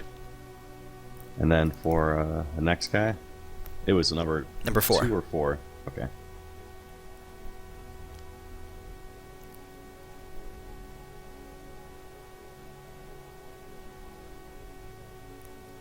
And that was for the radiant damage. Correct. There's a blast of divine energy as he goes flying back. He falls down onto his back on the ground. There's a big welt on his head where you made contact. There's blood oozing out from it. His turn ends. Up at the front of the caravan, Caern leaps forward at the guy who took a swing at him, pulls out his great club, and crunches it down right on top of his head. The guy is completely staggered and falling backwards now. Ajax. There's one to the front and one to the right. They're both heavily wounded. So 3 is down. Yes. Can I pick up his scimitar as a bonus action? You can jump. Yes, that'll take half of your movement to get off from where you are, and then get down on the ground and pick it up. But yes. That's fine. Okay. I'll add it to your inventory.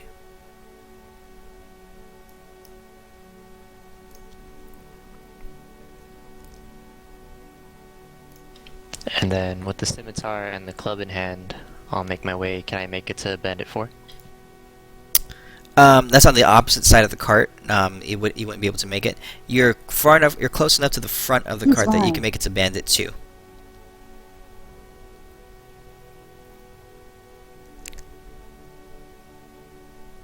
Cool. So I'll come up and rush Bandit 2. Okay.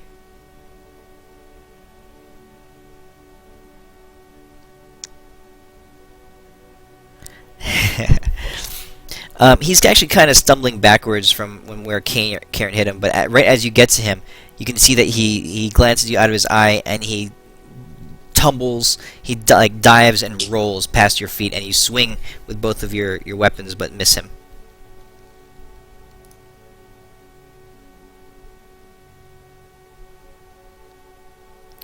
Ashok. Alright, I'll shoot bandit number 4.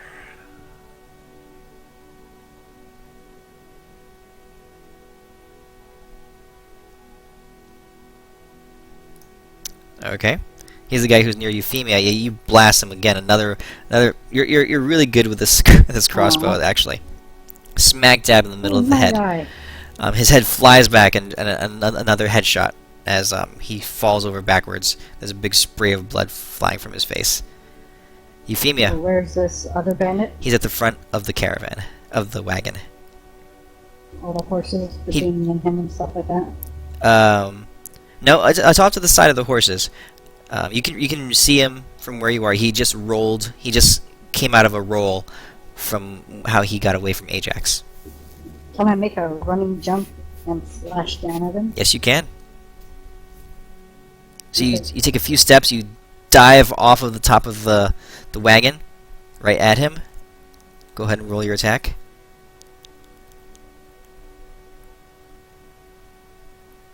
Yeah, how do you want to do this?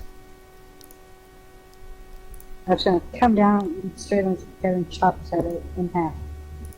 Okay. As you swing by, you do like a Xena warrior princess flip in the air, and your sword flickers out, catching him right in the middle of the head, vertically, right between. The sword crunches down through skull, through brain, through all the sinew and the ligaments in his head, and splits him, like right between the eyes.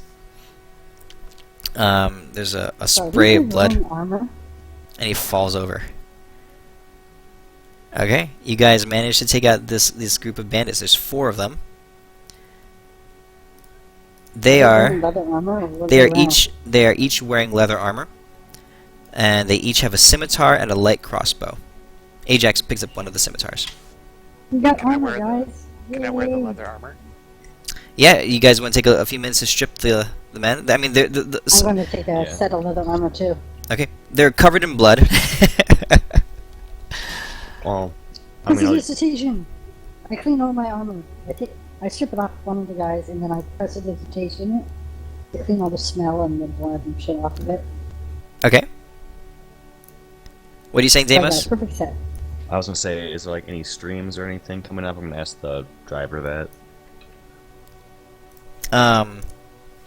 He I says can clean it for you if you he want. says yeah, actually Euphemia can magically clean it, but he says that there's you guys are half a day away from Amberbrook, and there is a stream that goes you'll be passing by the stream that runs outside the town, if you can wait half a day. Well, I'm As he's still gonna ask talking, I'm Euphamia. putting the armor on. And I'm all set up in my new armor. I'm happy. Okay. You guys should all have 1 set of leather armor in your inventory right now. What is it? Plus, is it 12 armor? Leather armor is 11 plus dexterity. No, that's not much. Okay. I have 3 more scimitars. I mean, I'll take one. I'll take a scimitar too. Scimitar. Wait, did I do this right? And Is my armor right? 4 light crossbows. I'll take one of those two. Okay, I'll have the Deimos. bolts. Or how many bolts are there? Oh, actually, yeah. Between all of them, you come across a good. They had 10 bolts each. We'll call it. Okay, I'll take 10. And then can I retrieve the 3 that I shot? Yes. Go ahead and grab those. Did they have any gold on them or anything like that? Any valuables? You find about 5 gold, and other than that, they're just a bunch of bandits. Merchant, how much he paid these guys off with? The guys who ran away. He says, No, "What? but he said he paid off the thieves to let him leave. He looks around. He says, "Oh, they took everything I had with me. That's why we had to get back to town before I can pay you guys. Oh, I had a good 40 gold on me." It's not here. It's Well, they somewhere probably else. have a base somewhere. I don't actually think it'd be worth time trying to track down their base. He shrugs his shoulders. Well, I'm afraid. I think we should go to town. Maybe come back another time. Okay. So you guys each get a gold from the people. There is 1 scimitar left, and the ones of you that wanted the crossbows, you have them now. Or Deimos, you actually have all the Do crossbows. they have any knives? Okay. No knives. I'll take an extra scimitar. I'm mainly going to use these crossbows in the town for bartering purposes. They don't have like a hunting knife or anything like that? That's weird. You don't find anything on them. Right now, there's a bunch of naked bodies on the ground. You've stripped them pretty much bare. I guess you didn't take their pants, so. Okay. The pedophile priest number. You guys want to hop back up on the wagon and finish the journey? Yep. Okay. After the brief excitement, you get back on. It's another half-day journey travel. Valor, So you guys can Right. take a short rest while you're on the wagon. I'm gonna do the Bardic Song of Rest. So it's Okay. 1d4, I believe. So go ahead and roll the 1d4. Oh no, it's 1d6. Okay. Roll the d6. Oh, it's a d6 again. 2. Everyone heals 2 hit points. Alright. Now during short rests, if you guys want to, you can use your hit dice to heal any wounds that you have. Well, you said it was a half a day, so could we just take 2 short rests and I can do the Song of Rest first? Sure, okay. What? Okay, you got Not do it. anything else. You're absolutely right. Okay, everyone is healed up. Yay. After another 4 hours of riding on the cart, your spirit's a little bolstered as you just fought off the bandits that had been giving this man trouble. He's really happy. He's like, oh yeah, you hit those guys good. Boom, boom. He's like rock'em sock'em. He's imagining fighting. He's an old man, and he's not very. He's pretty scrawny, but you give him his excitement. The cat is kind of cleaning its paws. Deimos, you. All right, roll perception, Deimos, just real quick.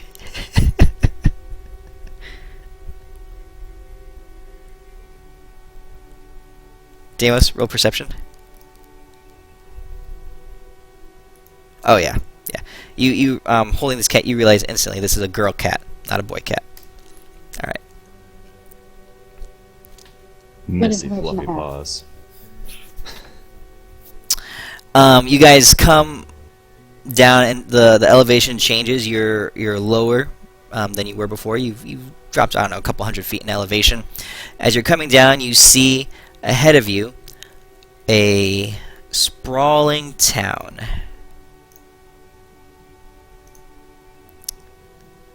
Hold on, let me pull it up here.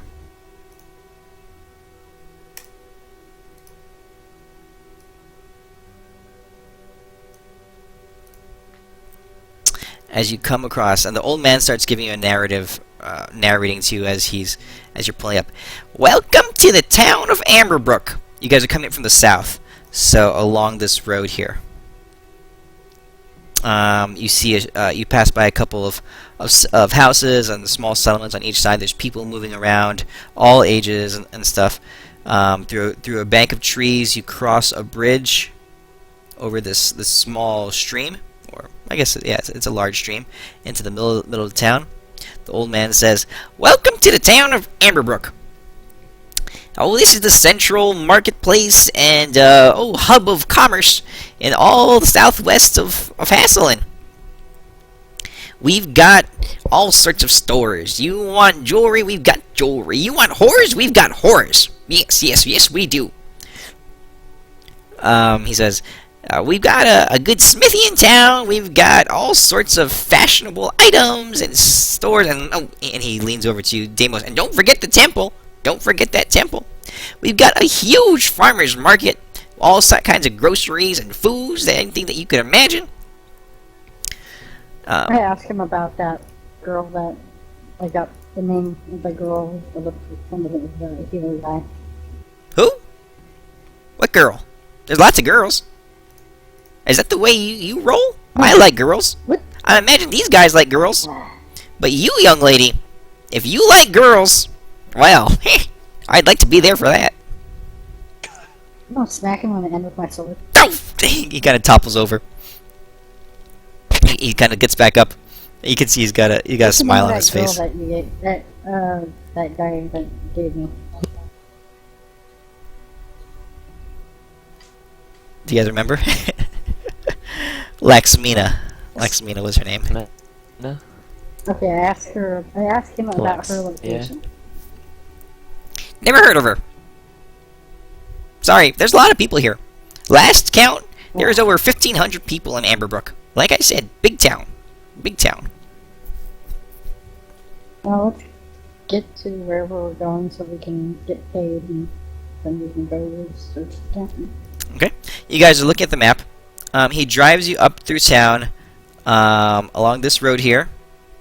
He hangs a left, going in this direction, and then up here, he stops the cart, pulls it off behind one of the larger buildings there. And this is, you look around, this is more like a textile area. There's manufacturing going on. You hear saws, you hear hammers.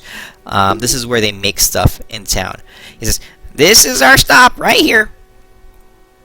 A bunch of men come up and start, some take care of the horses, some go over to the wood and start sorting it and offloading it off from the wagon. There's workers everywhere.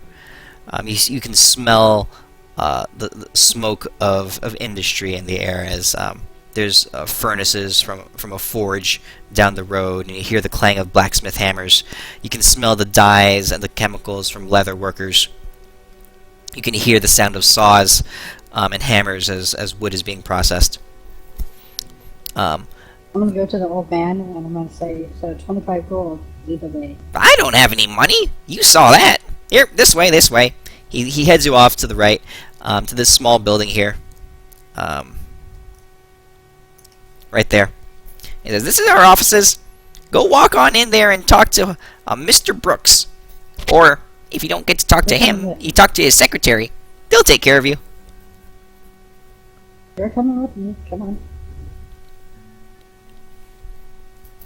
The rest of you guys going too? To come with me. Oh, the Yeah. old man? No, the old man. He said, "Oh, no, no, no, no, no, no, no. No, I don't talk to Oh, Mr. yes, Brooks. yes, Oh, damn it. Fine. So he walks up with you. The rest of you going with her? Yeah, I'll go with. Okay. Alright, Ajax is going off to find a blacksmith. Deimos, what do you want to do? Sorry, I was having like mic issues for a second. What was that? Um, I'm gonna go check out that temple. okay, looking at the map, you have to ask around where the temple is. The temple's clear on the other side of town. That is a temple, if you're looking at the map. Okay. Actually, I'll go to the blacksmith too. I need to sell some stuff. Yeah, I should probably stop off at the blacksmith and then I'll go to the temple. Okay, so the rest of you are going to the blacksmith. Euphemia, you're the only one going to talk to the with the old man to get the money. All right. The guy that's paying us, and everyone's going off to buy stuff without money. All right. Let's do Euphemia's encounter first.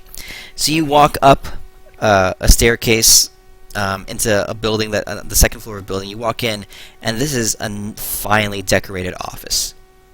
Okay, there's paintings on the walls. There's nice carpet on the floor. There's a good scent in the air. You walk up, and there's a professional-looking lady sitting at a desk with a bunch of paperwork in front of her. She looks at Chum, the old man, and there's like a disapproving look on his face. "Chum, what are you doing here?" "Well, this here lady, if it weren't for her and her group, I would not have been able to make the trip back. I got hit by the Black Hat Bandits again, and they took everything I had." Chum, that's the third time this year. I'm afraid Mr. Brooks will not be happy with you. That's a lot of gold that you've let go. I know. But it means anything. Four of them are dead now, on the road. Oh, that is good news. I saw it myself. Very well. Chum, get back to work. He turns around and he scampers down the hallway. Down the stairs. Wait, I grab him before he goes. Ah, damn it. Just to make sure, this guy promised us 25 gold, 25. right? Making promises with other people's money, Chum. Very well. She writes a little note. Says, "Take this down to the man in the building to the left. He's our accountant. He will take care of you." I saw him and I'm mad at the old man go. Okay, as you turn around to walk, you hear a voice come out after you. Wait there! Wait there! And the door behind the lady opens up. And back there you see a round man. He's not super fat, but he's definitely has some pounds on him. He's got white hair, white bushy hair. He's wearing expensive clothing, and he's standing in the doorway. He looks at you, and he just eyes you. He says, "It's always good to know when someone new comes to town. Who are you, young lady?" Just someone here to get paid. I see. Euphamia, if you wish. Are you traveling alone? Why do you ask? Just because you want to know the random people? At this chum, kind of, he can tell he's kind of scared of this person. He says, "You best tell him what he wants to know."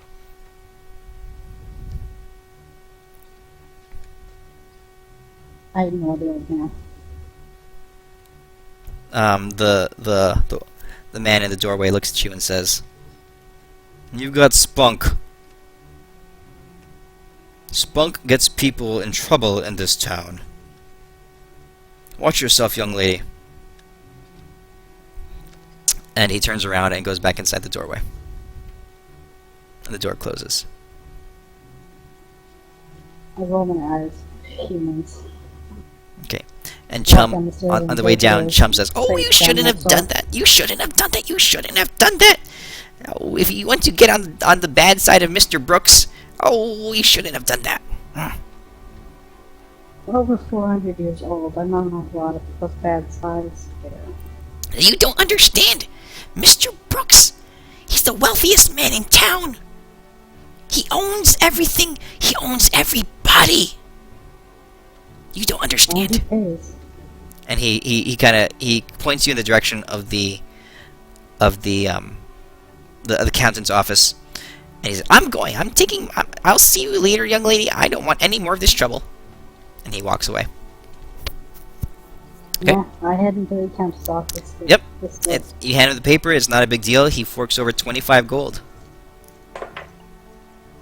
Okay, I pocket it and I leave, then I head.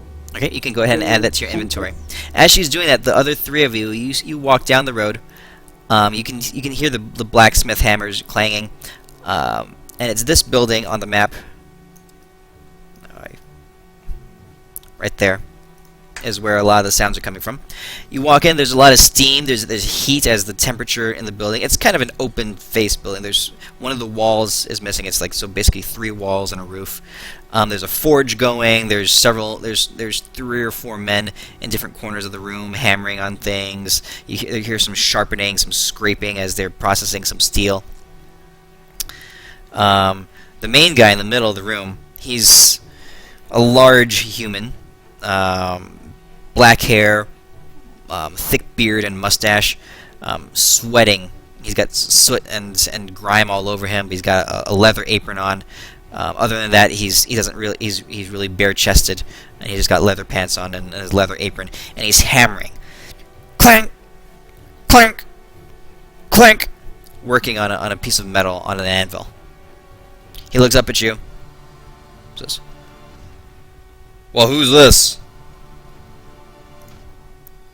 Who is he looking at? Which one of you is in front? Ajax, you were the one who walked off first. So he says to Ajax, "What do you guys want?" Oh, just need some gear. "Gear? Well," he gestures around the room. "This is what we have. What you looking for?"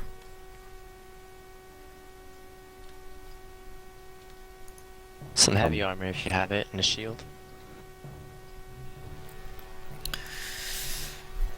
He kind of rubs his beard a little bit. He walks up. How long will it take me to catch up to them at the lesson? It'll be a little while. He walks up and says, "Who do I have the pleasure of talking to? If you don't mind me asking." Well, I introduce myself. I'm just saying we're travelers, not really from around this area. and sometimes a little bit dangerous, more to the body guard business. We need some new armor. Well, my name's Tormace. Let me write it in chat here. I'm head blacksmith in these here parts. You need metal, you come to me. You need leather, you don't come to me. You need wood, I don't got none of that shit. But metal stuff, that's where I am. He points to this. You see a rack of along the wall of swords and different kinds of weapons. Along another wall are there's no shields in this area. Shields are really more wood based in this specific day and time. But you do see some pieces of chainmail set up along some, interspersed with some different kinds of a splintered plate and just different makes of armor. Not a lot of it, but there's more weapons than there's armor. What exactly be you looking for?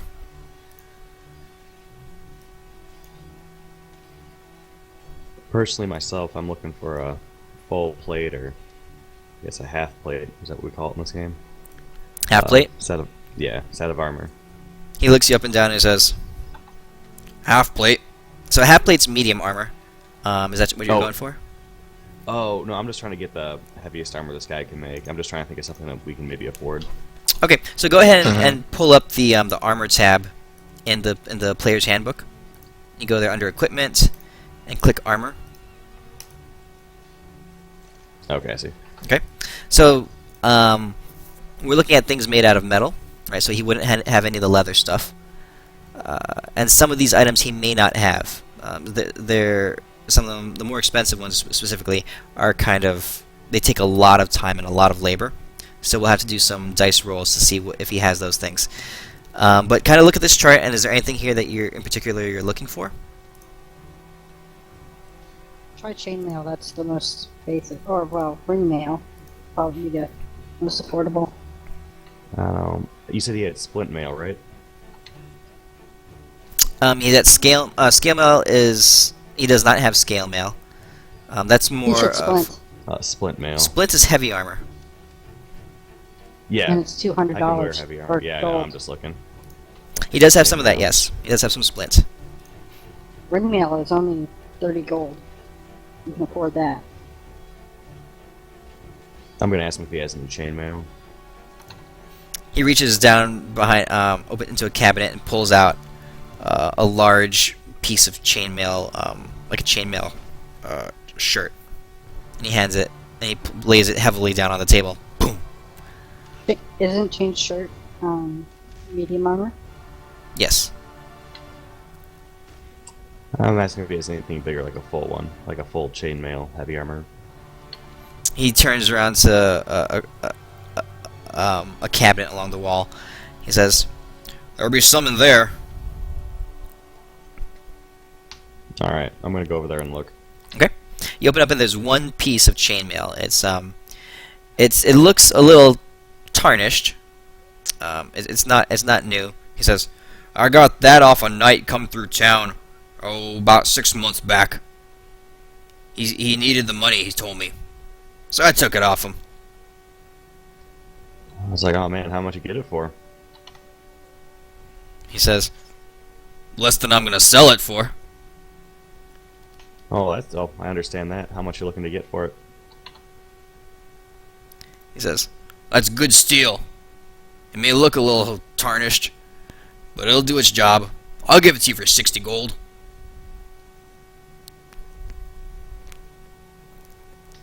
How about 50 gold and the silver? Oh wait, never mind. I can't give that away. Yeah, I'll give him a. Wait, how much is silver for gold? Am I up there yet? Not yet. Silver is 10 gold Oh, per silver. Okay. Or 10 silver per gold. Let's call it Okay. that. Yeah. I'm gonna oh my god. give him just 60 gold for it. Okay. So go Oh. ahead and take. So that would be 300 silver and 30 gold out of your character sheet. Why would you sell that Why would you give him so much for that? And he It's hands not you. worth it. I mean, it's worth 75 normally, and I'm not going to be able to argue my No, way it's down. not. It's worth 30 gold. No, I got chainmail. Not a chain. Oh, are you? Did you? Yeah. Chainmail. I thought you was ringmail. Okay, no, no, no. Okay. And I'm going to ask him if he can make me some real fancy brass knuckles or something along those lines. He says, "We can make some stuff to order." Yeah. He kind of thumbs through his he says, "Here." He pulls out a piece of wood and he runs it over your hand. He's kind of just getting measurements and looking at the space between your knuckles and that kind of stuff.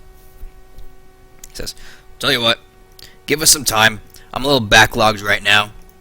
Come back in 5 days or so and I'll be able to work with you, but I really do have a lot of work. Mr. Brooks is breathing down my neck.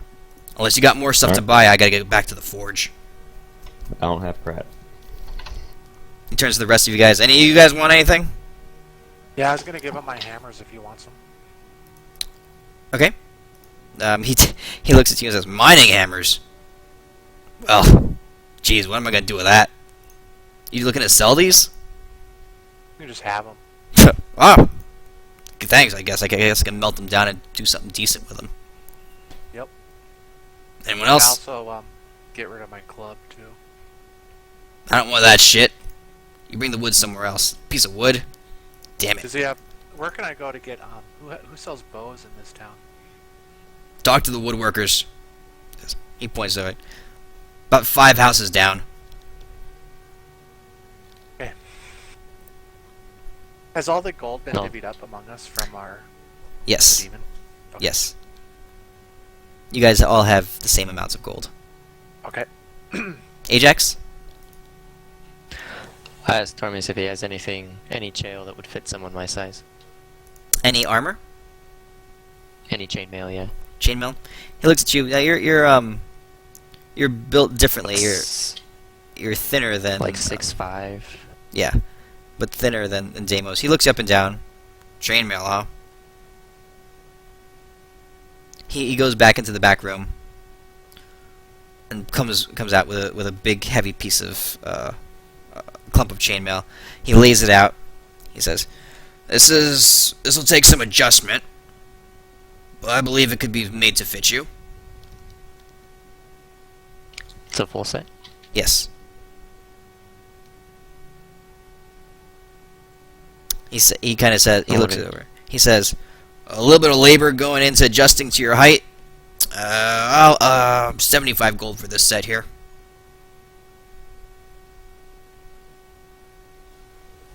Kind of run my fingers along the mail and kind of heft it in my hands and tell him I don't plan to wear it for long.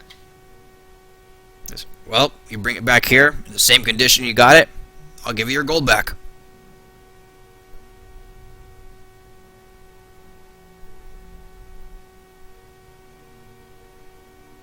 We let it go for 60. You gonna try to haggle with him? Yep. Okay. He says, 65. We call it good. For good work and the adjustments, 65. All right. So he brings over. He waves one of his apprentices over. The guy comes up. He gives him some orders. The guy comes over to you real quick and with a piece of string, kind of wraps it around you, and gets some basic measurements. And he says, "Come back in half an hour. Johnny will have it done by then." Okay. But for the sake of brevity, let's say that you do the transaction. So go ahead and. Did you have 65 gold? I have 25 gold, 481 silver. 40, 60. Oh, there you go. Okay, so go ahead and take the money out. I put chainmail inside your bag. Anything else? So Euphemia, you come running up by now. You found them. I just watched and I just let them do whatever they're gonna do. Okay. Anything else? I mean, is there a place I'm right gonna here ask that where sells the bows? Shows I woodworkers have are. 5 scimitars. Ah. You put some scimitars down on the table. So who's got the scimitars? I have 5 in my inventory. I keep at least I think I got one. You can Two. just take it. 2, but if I'm supposed Okay. to have 5. I got one too that you can take, I suppose. Okay. Scimitars are there's too many in your guys' inventories. There's 4 total. So how many do you want to try to sell him? I'll just get rid of mine. Go ahead and just delete it out of your inventories, and I'll sell it and give you guys the gold. I'll keep 2 for myself. Okay, 2 scimitars. He looked at them. They've been used, right? So at full price, the scimitar is 25 gold. He offers you 15 apiece for them. Good deal. Okay. I'm gonna show him the crossbows too if he wants to buy those. I don't know if you can do that here. He says, I don't care for that shit. Fair enough. Okay. So Ajax, add 30 gold Can I- to your inventory there. Because What about for my scimitar? oh, you want to sell it? He'll give you 15 for it. Okay. So I'll put 15 and Yes. give Yeah, 15 to Ashok Ashok. 15, I guess. Okay. I offer some coin to Dame. Do you want some? Nah, I'm okay. Don't really need it. Can I ask the smith if there's a place to buy musical instruments? He says, yeah, on the other side of town. You'll have to ask directions when you get there. No, great directions. So and he kind of looks at you all and says, "You guys aren't from around here, are you? Mind if I ask what your business is?" Why does someone keep asking that? Here to shop. All right. Just traveling. Well, I'm always looking for good customers. So remember me, Tormace, blacksmith. And he turns around and goes back to his forge. I'm gonna go look around for the boat people. Okay. Yep. A little more searching, you find a woodworking area, and there's carpentry kind of stuff, and but you find one that's more of a craftsman. You walk in there, and he's got all sorts of like gadgets and fine wood stuff. You find more ornate like carved tables and chairs and that kind of stuff. But he does have a section dedicated towards bows and crossbow type stuff. Is this I'm the gonna one lay that would out- have music stuff too? No. I'm gonna throw the 4 crossbows we got down on his table, and I'm gonna ask him if he wants them. And yeah, He runs his hand over them and says, "Oh, the machinery is so adequate. Oh, poor condition. They did not care for the wood here. Oh, this one needs some repair work." He offers you 10 gold apiece for them. You should keep one just in case. I mean, I don't have a use for it. Does anyone else want one? Or I'm just gonna sell them. I don't need it.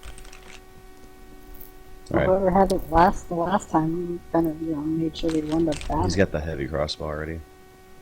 Oh, that was a heavy Yeah. one? Alright, Yeah. I'm gonna sell them, Okay. all 4 of them. Okay, so it's 40 gold. And then I'm gonna ask him if he has any shields. He gestures over to a wall. You see 3 shields there of different sizes. He offers you to do one for one crossbow, straight up trade. Okay, sounds good to me. Very good. So 30 gold to your inventory, and I'll add a shield to you.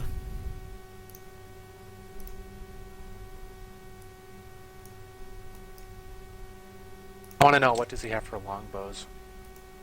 Ah, longbows, eh? You've come to the right place. I'm a bowyer in my hobby. As a hobby, I make furniture for a living. But I tell you, longbows are my passion. He kind of opens up a cabinet to the side, and you see 6 longbows of different thickness, different types of wood, and different finishes. There's a black one. There's some that's made from red oak. He's obviously been experimenting with this. Are they all just ordinary longbows, or any of them composite, or? as far as for purposes of damage go, they'll all serve the same. What do they cost? He says they run from 40 gold from his most basic one up to 60 gold for his prettiest one. It has some inlaid metal work and some fine carvings on it. And how much is this heavy crossbow worth? He looks at it. He says, moderate condition, 25 gold. Does anybody else want it, or can I trade it? I don't want it. Trade away. Alright, I think I'll I'm the trade it only for proficiency in it. I'll trade it for one of his what he thinks to be the most sturdy longbow. Okay, so that bow that he thinks will serve you the best, most functional, will be 45. So plus the crossbow, so 20 gold to you. Okay, and then the bolts. Okay. I had 15 bolts. Yeah, he says, for all those bolts, I'll give you 2 gold for all the bolts. Okay. So I get 22 gold. Yeah. Okay, longbow in your inventory, 22 gold out of your money, and I'll take that heavy crossbow from you. Just so you know, I think 10 bolts cost like 1 silver. He had like 40 something bolts from all those people. So. Oh, I thought you said you only had 15. I thought I only had 15. Yeah, you had like closer to 50 of them. Okay. And I need arrows too. Ah, arrows. Okay, so so just a couple more trading. Give him a couple gold, and he'll give you like a full quiver full of arrows, some 40 arrows. I'll give him 2 gold. Yeah. So I gained 22 gold, or I spent 22 You spent gold? it. You spent it. Oh.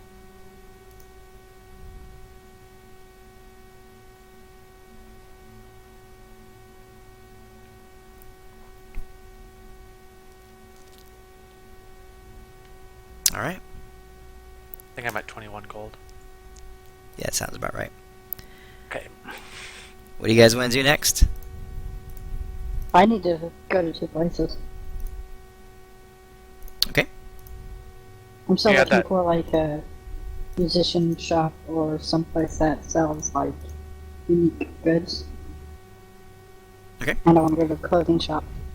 All right. So you guys are on the northwest side of town. So if you look at the map, you guys are up here. That's the textile area, the manufacturing area. Here is the marketplace. Okay. You ask around, you get some basic lay of the land. In the marketplace, you'll find. Let's see here. You'll find all the live goods. So all the storefronts. There's a butcher, grocery, exotic goods. There's a bakery. There's a clothing store, an apothecary, a general store. There's also a banker and a jeweler, a bank and a jewelry there, jewel store. Let's see. I have to go to the jewelry shop first. Okay. In your area, there's where you are right now, in the northwest.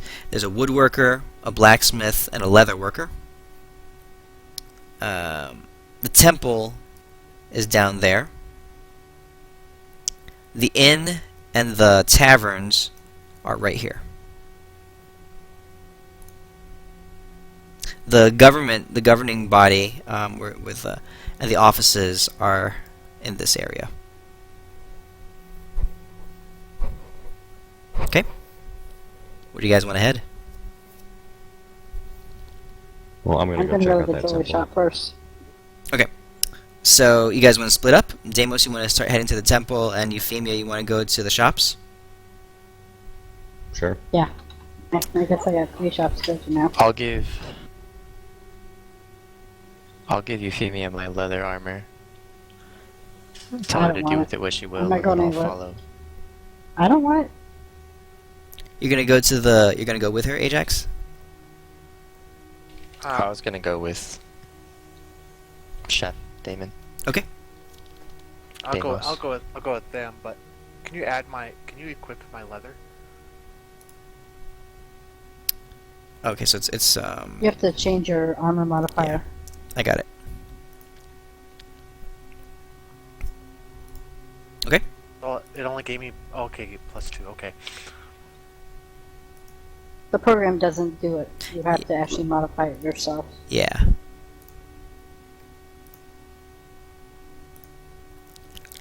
Okay. Anyone And else? then can you add the +2 to my attack? Oh, for the longbow, that's right. Alright, I got it. So where do you guys... let's see. Let's do Chef first. Heading towards the temple. It takes you and Ajax and Ashok, the three of you, or Ashok, walk across town. It's a pretty good walk. We're talking, half a mile to go from one Can side I of town tell to them the other. something before they go? Sure. We probably should get our business done here as soon as possible. We don't want to get into any messes with this Merchants Guild. That's why everyone keeps asking us what we're doing here. I think it's going to cause a lot of issues if we don't get out of here soon.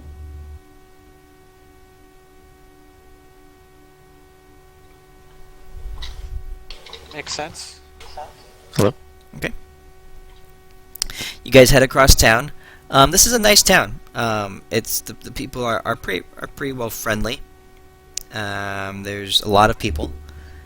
You pass by several different businesses, establishments, houses.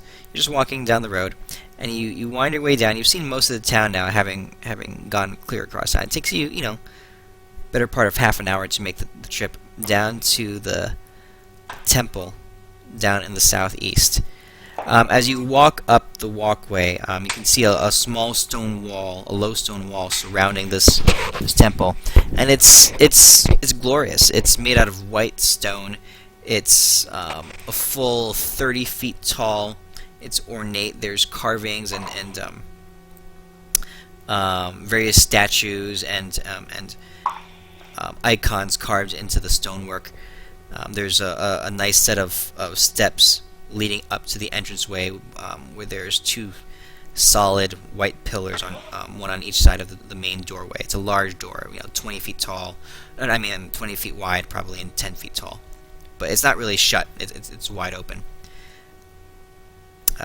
And as you guys approach, you hear the sound of voices inside, like there's some talking going on, and what sounds to you kind of like a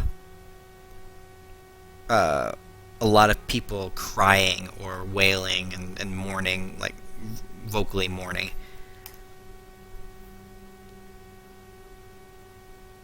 Alright, well, I'm gonna walk in. Okay. You walk in and you see you're in the sanctuary, or the main auditorium of this temple. There are rows of pews and seats along both sides. There's people seated in them. You call it 30 or 40 people scattered throughout the room, seated in these chairs. Along the edges of the walls, there are various statues. And you, being a cleric, you recognize most of them. Images of different gods of the pantheon. You see several around the room that you recognize. Right now, there's a priest up front, and he's performing some rituals. He's got some sacred objects in front of him, and he's lighting some candles, and the people are there, and they're crying. There's wailing, not super loud, but it's not very muffled either. You can hear people crying out, and occasionally hear a vocal, why, and you'll hear some moans off in the other corner. Well, I'm gonna go up to one of these crying people and ask them what's wrong, why everyone's so sad. Okay, you sit down. You kind of hunker down next to an older lady. She's got tears streaming down her face. It takes her a second to realize that you're sitting next to her. She's shocked. She goes, "Who are you? Who are you?" I introduce myself and I tell her that I'm a cleric, and ask her what's been bothering her. Well, we have a service every day dedicated to our god, our benevolent god, Torm. But for 2 years now, Torm has not answered us. So these services we now dedicate to crying out to him, calling for him to answer us, to hear our pleas, to come and grace us with his presence again. And he does not answer. And you can see the tears and the emotions starting to well up in her again as she starts crying. Alright. I said, well, let me check 1 second. I'll see if anyone's there. I'm going to try to commune and see if there's any god things around. You close your eyes and you reach out, and you get nothing.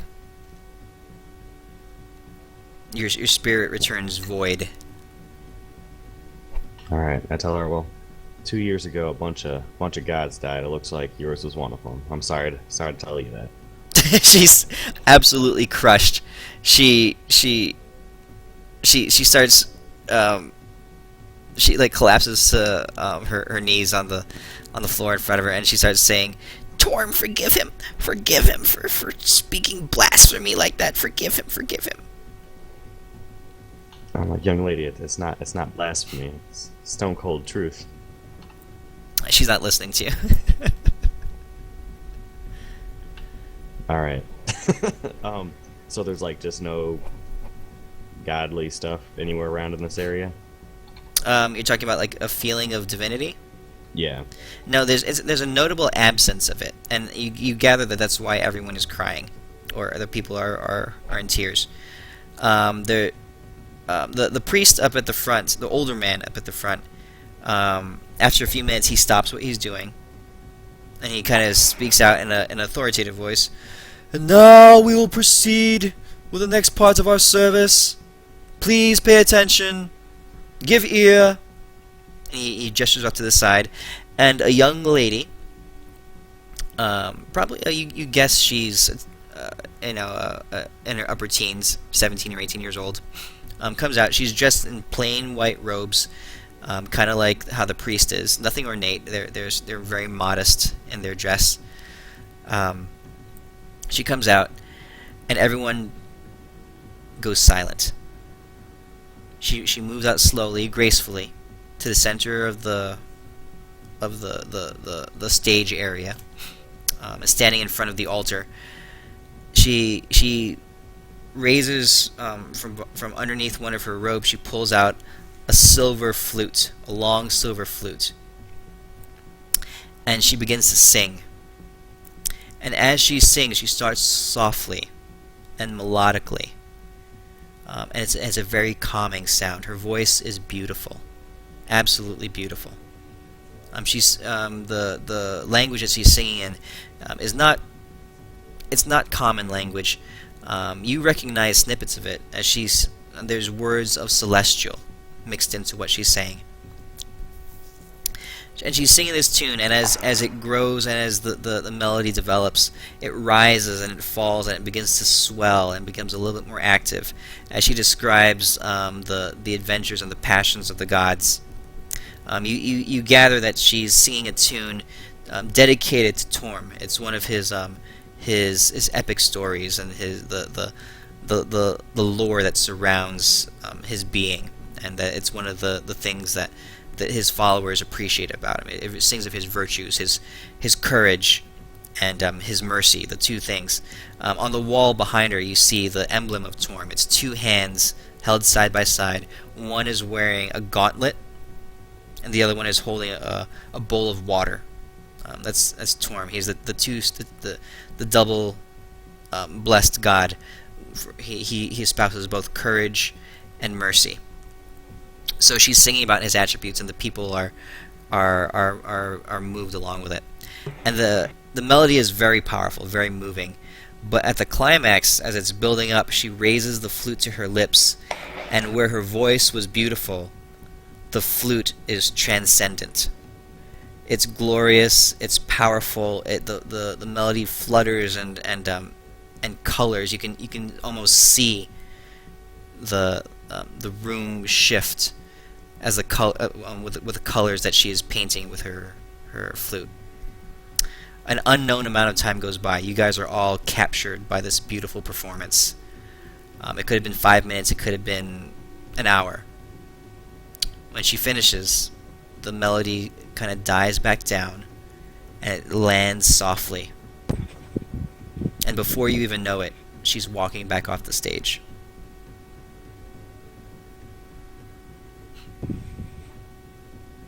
I'm gonna go follow her.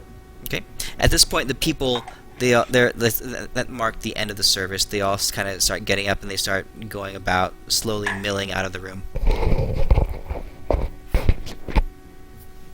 You see the priest up front starting to pack away some of his items, and you start heading off into the sides of the vestibule where the lady's going. Yep. Okay.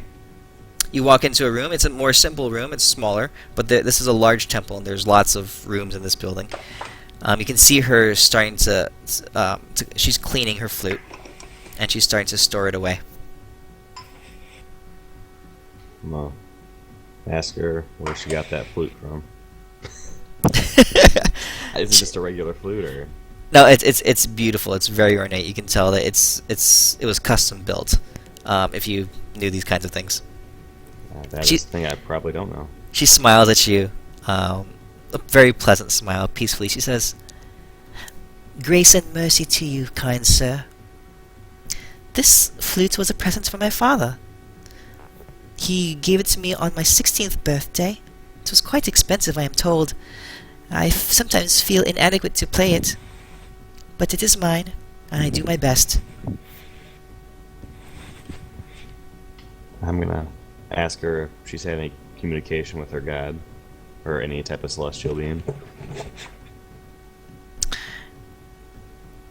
She pauses, and she looks up at you, and she says, "Might I know your name before we talk about such delicate matters?"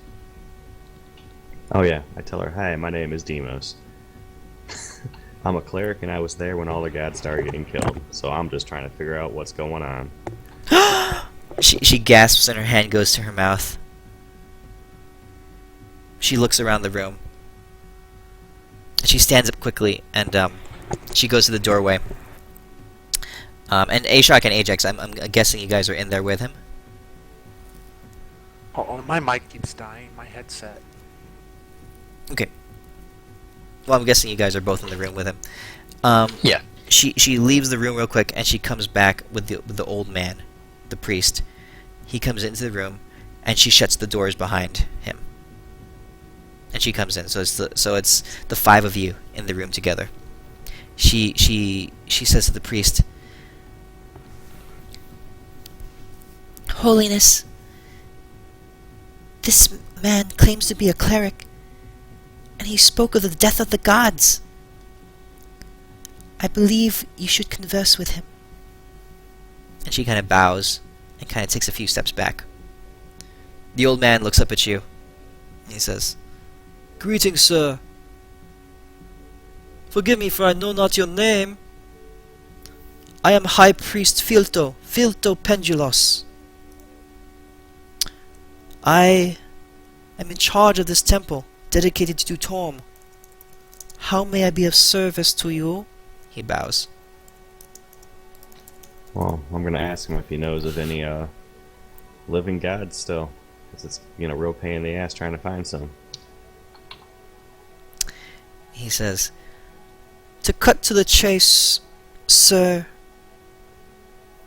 judging by your words, you know the situation in the heavens." The man, it's odd, he's not looking at you in the face. It's almost like he's looking past you. And spending a second looking at, talking to him, his eyes look a little bit cloudy, as he's kind of looking past you, but he's looking in your general direction. He says,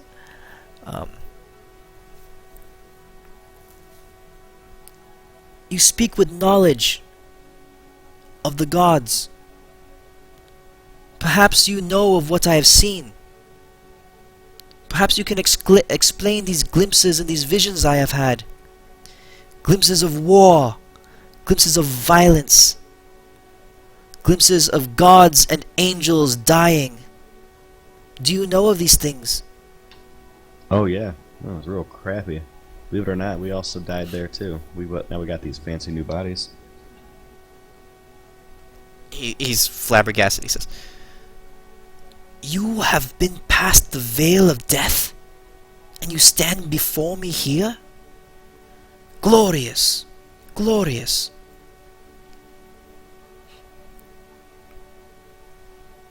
I just noticed. Wait, what race is Ajax? Ajax is tiefling. Oh, okay. You're lucky he can't see you.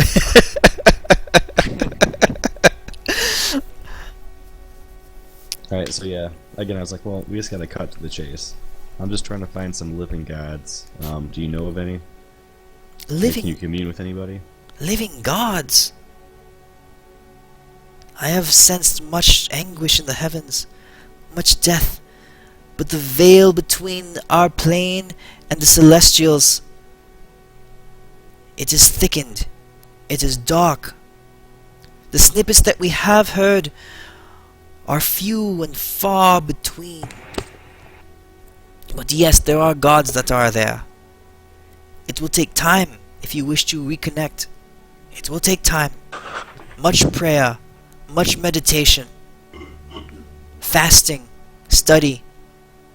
But it can be done. If you are a holy man, you know of what I speak.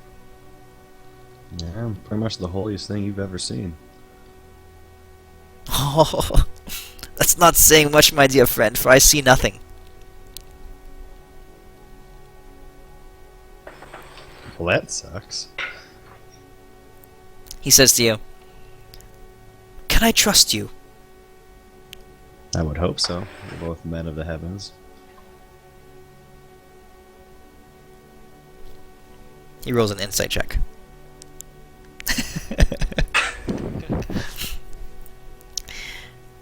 He says, "You have a kindness in your voice. Your words are sometimes nonsense, but I believe that you are a good man. I would offer you a place here. There's always room in this temple for those who are seeking the gods." I gotta know, is he holding the kitty? Yeah, the kitty's with me at all times. I meant to get a kitty harness at some point in here. It's gonna happen. You can use my leather armor for it. Oh, you Yeah. could. You could hack that up and make it into a kitty harness. I'm gonna give the cat armor too. It's gonna be sweet. Okay. He offers you a place to stay. He said there's meager accommodations here, but he offers you quiet, food, all the space that you need if you wanted to. And you, knowing what you do about how divine things work, this is a holy place. And if you have you want a chance to be able to connect to a god, it would probably happen in a place like this. Okay. I'm gonna ask him. I was like, well, I'm not alone. I'm here with my fellow friends that were there at the time. And would they be able to stay here too? Ah, yes. We would offer safe haven for all venturers and wanderers. For the low, low price of 1 gold per night. No, I'm joking. He says he can give you guys all. He'd be happy to give you guys all rooms. The accommodations would be meager and very sparse, but he'd be happy to afford it to you. Torm was a god of mercy, and his people try to live by that.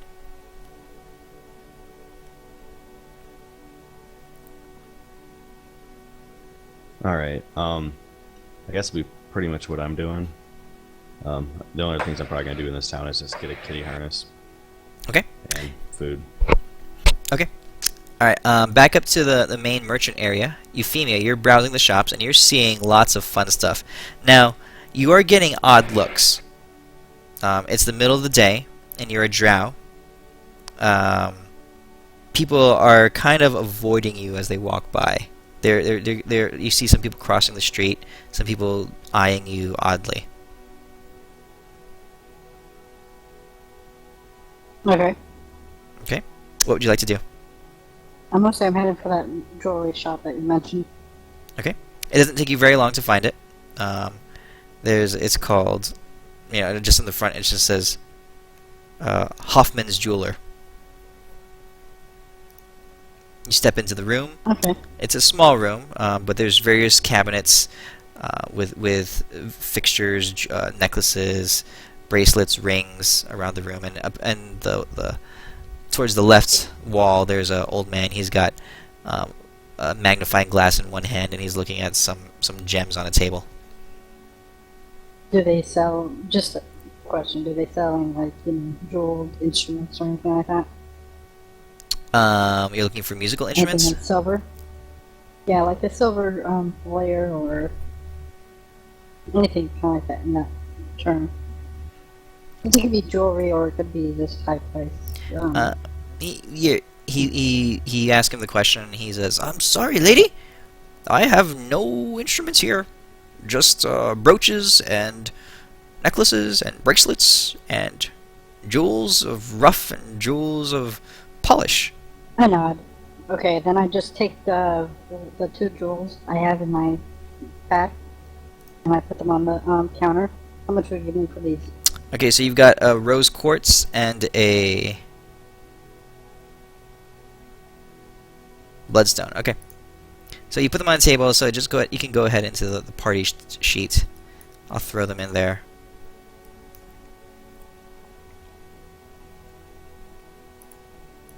Okay, so he says to you, "Oh, very good." He looks them over real quick, and let's see here what these worth. So this is how I'll run these. He offers you 75% of market value, and they're worth 50 gold each. So he's offering you 75 gold. Give me 80 for them. 80? Okay, with some haggling, and you can tell he's a little bit uncomfortable with your presence. You being a drow.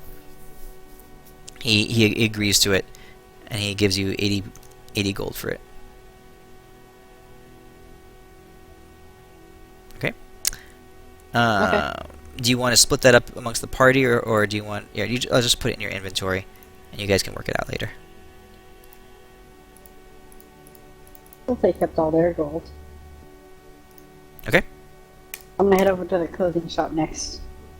All right. You walk in, and there's a lot of textiles, or a lot of fabrics, and different cuts of dresses, and shirts, and like fine clothwear. This is a nice clothing shop. It's not like a Walmart. It's a nice upscale place. The man there, he's a little snooty. He's dressed very finely himself in a very nicely embroidered doublet. He's got a monocle in one eye. He looks down his nose at you as you walk into the room. Yes? How may I help you? I'm looking for a better set of clothing, and I need a full... Oh, what am I looking for? A cloak, a full body cloak with a hood, black. Well, my lady, we sell all sorts of things here. Have a gander. Find the finery and the fabric that you wish. How much do you want to spend? Well, I just want some fine clothing, but the only custom item I want is the black hood. Okay, so Full 15 body cloak with a black hood. 15 gold for a set of fine clothing, and for a nice black cloak, another 5 gold on top of that. So I'll give him 200 silver. Okay. That's 20 gold, right? Yes. Alright, so I'll add that to your inventory. Does he want the the common clothing and the simple blue dress? No, he's not interested in that at all. No, he wouldn't even take it. I'm just gonna delete it then. Okay. And You can rename these what you wanted to rename them.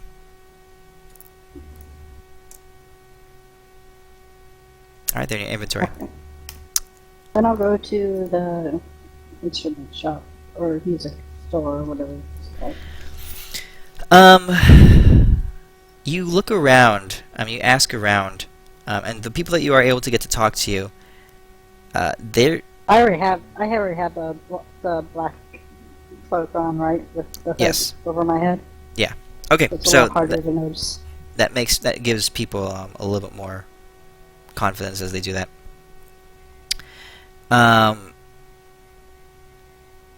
They don't know of an instrument shop.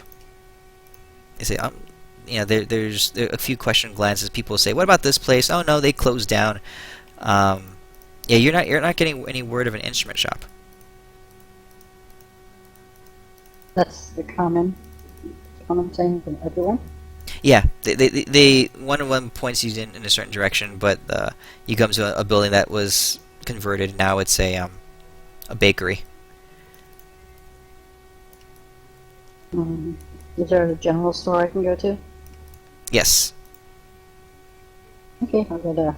You go to the general store, and there's a bunch of stuff. There's camping supplies. There's domestic supplies, different kinds of tools for the kitchen, and that kind of stuff.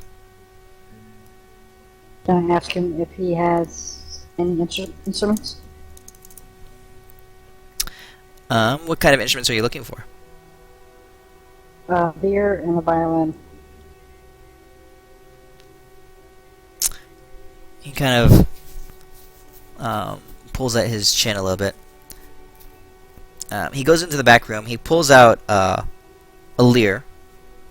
This one is of nicer make than the one you had, but you, with a discerning eye, you see it's just a basic, entry-level lyre.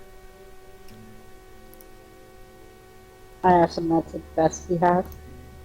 Yeah, he says, "Sorry about that. There are some custom craftsmen in town, but you really had to have connections to be able to talk to them and book their work. The nobles and the wealthy people around here, they kind of keep their business all to themselves." And how much is this? Let me find it real quick.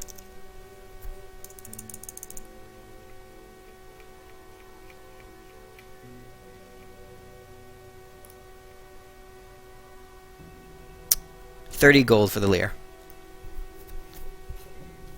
Does he do deliveries? Deliveries?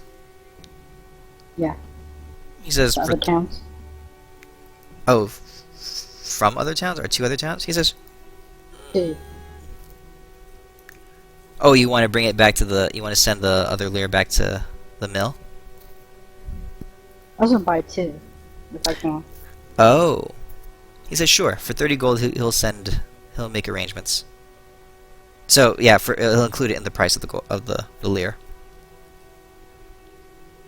So can I buy one for myself and then one for the other guy Yes. and have it sent? Yes, you got it. Did he have a violin? A violin he does not have.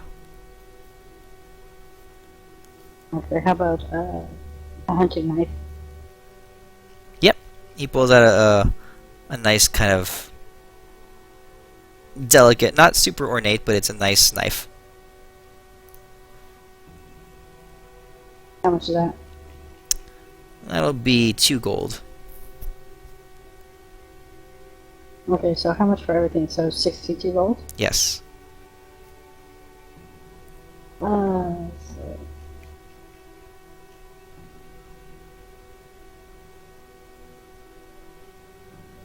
1 second here. That's 3 of that. So while she's buying those things, you guys want to do anything else? What do you guys want to do in town? You've met some of the NPCs. You're at the temple right now. You have lodging in the temple. What would you like to do? I'm just gonna try to commune with the gods and whatnot. Okay. you guys want to take some time, because it'll take you guys some time to work on these quests. So Euphemia, you've been practicing with your instrument a little bit. You figure it'll take you a few weeks of consistent practice now that you have a better lyre to start working up and getting proficient with it. I forgot to ask that lawyer if he knew anyone that could do some training. Okay, you can ask around. It doesn't take you long to find someone who nods. He says, "Oh yeah, you'd be looking for Captain Johns. They're off in the he kind of points in the direction of this. So this on the map, this section here. This is a tower. It's like a guard tower, and you can tell that that's the military district. You'd be looking to talk to the captain over there. We got a fine set of town guards here. The captain, he knows his stuff." And I'll ask also if he has, in exchange for the training, if there's any work he'd like to get done as well. Oh yeah, oh yeah. There with him. Oh, I kind of messed up my sheet. How much DP do I have? You had 135 before, minus 62. 135. Yeah. What do you mean? Oh no. Yeah, you had Okay. taken the 62 So out, yeah. 135. Yes, 135. Okay. and take away 62 for the instruments. Wait. I'm trying to convert this copper and silver because it's too much. Okay. So 35, 8. So I'll do. So you guys gather that back in the government area, there, if you talk to basically the city clerk, there's always jobs available, and that if you guys talk to some of these the NPCs around town, there's actually a lot of work to be done in this town, a lot of requests to be made. And actually, while you're talking there, you guys are staying in the temple. The girl, the teenager, the musician, she comes up to you, and Ashok, she pulls you aside. She says, "Excuse me, sir. Excuse me. I heard you're looking for work." That is correct. Says, My father is Captain Johns. I am Ava Stolter. My father, Captain Jean Stolter, he's the head of the guard here. He is in charge of all training and military exercises in this area. I am his only daughter. On my 16th birthday, he gifted me with this silver flute and several other instruments as well. And I came to work and live here at the temple and dedicate my life to the service of the gods. Please, you must help my father. He is very ill. He will tell no one of this, but I know and my mother know. He is very ill and he grows weaker by the day. If you could find some way to help him, I would be eternally grateful. Where can I find him? She points to the big tower, the guard tower in the middle of town. I would be eternally grateful. I would be willing to offer one of my most valuable possessions if you could just help my father.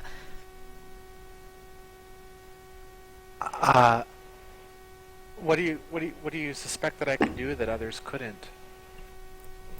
My father is a proud man. He will not admit that he is in need, but I fear that he is dying. Please, just convince him to seek medical attention. Or, Alright, I'll try. yes, anything you can do. Please, my father is a good man. All I can do is try. Alright. She kind of shows you, she kind of opens up the cabinet. And in this cabinet are several instruments, several musical instruments, as well as some pieces of jewelry. These are my most prized possessions. There's a necklace of gold, and you can see some colored gems attached to it. There's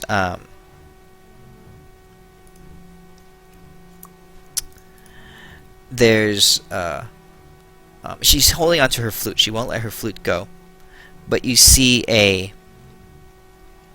to you what looks like another kind of instrument. It looks actually kind of like the one that Euphemia was playing, that she was carrying around with her. But this one is much more ornate. It's silver. It has beautiful scroll work on it. It's basically a lyre, but it's silver. She has a pearl bracelet and a box, like a jewelry box, and she opens it up, and there's a couple small gems inside. She says, "These are my most valuable treasures. I would be willing to offer one of them to you and your friends, if you could just but help my father."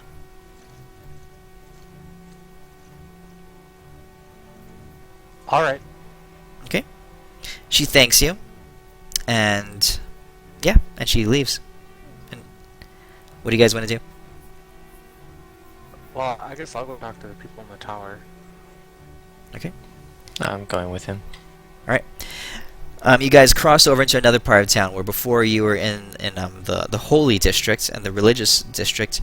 Now you're walking into the training area. You're basically walking.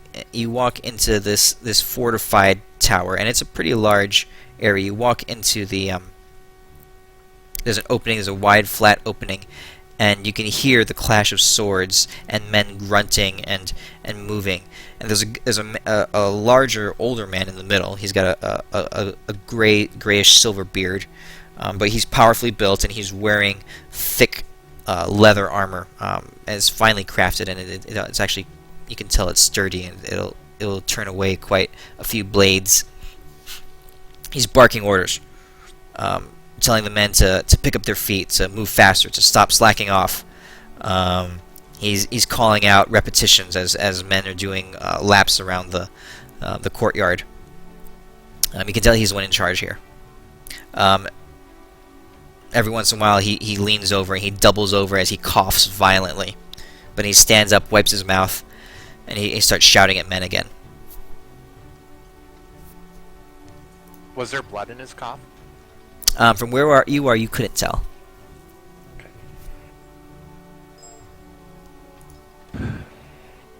Does my presence gather his attention?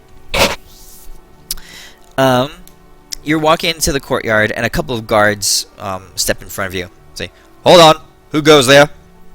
What's your business?" I tell him my name and that I'm here to see Captain Johns. They say, "What business do you have with the captain?" I have business from his daughter. She told me to come see him and try to talk to him for her. From your channel. The two guards whisper to each other.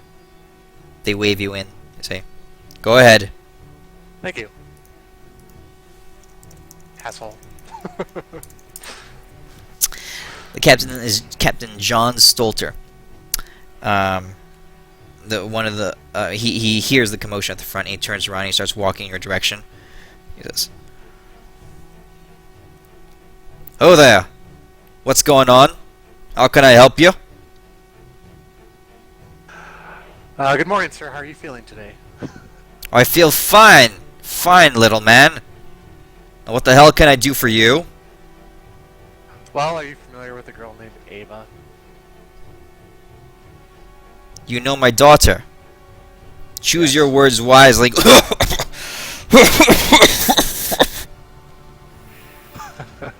"Choose your next words wisely. What do you have to do with my daughter?" Well, she found me. I didn't seek her out. She came to me for help. So, I'm not here to threaten anybody.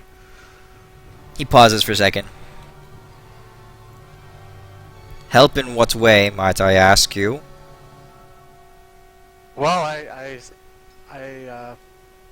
noticed your cough isn't really all that ordinary of a cough, and Ava told me that you might be having some trouble that you may not want to, let word out about. He kind of looks down his nose at you. He says, "Young man, I know nothing about you. I have no reason to respect you, or would give you any regard except that you claim to know my daughter. I only listen to men who have proven themselves, men who have shown themselves worthy of my ear. Now pray tell, what kind of men are you? Oh, I can't exactly prove to you what kind of man I am just by telling you. So, Good. Words are cheap. Show me. So I don't know what good my words would do you. What would you like me to show you? I doubt a fat one such as yourself could show me much. And with that, a bunch of men around the room all laugh, because you can tell that you've gathered quite the crowd around you. There's guards around the room, on various armaments and you know, different gear that they're wearing and different clothing, and they start laughing. I want to spar one of the ones that are laughing. Ah ha ha ha! Now that's what I'm talking about. Let's do it. Chrism, come here. A young man, you know, he's, you know, definitely in the prime of his youth, walks up very sharply, standing tall at attention. Sir, yes, sir. Show the fat one a lesson. Practice swords only. You too. Clear a ring. Some men back up, and the men kind of form a ring around you. This young man gets tossed a wooden sword, and another guy comes up and hands you one of them. Okay. Well, I don't know how it's supposed to work. I've never sparred before.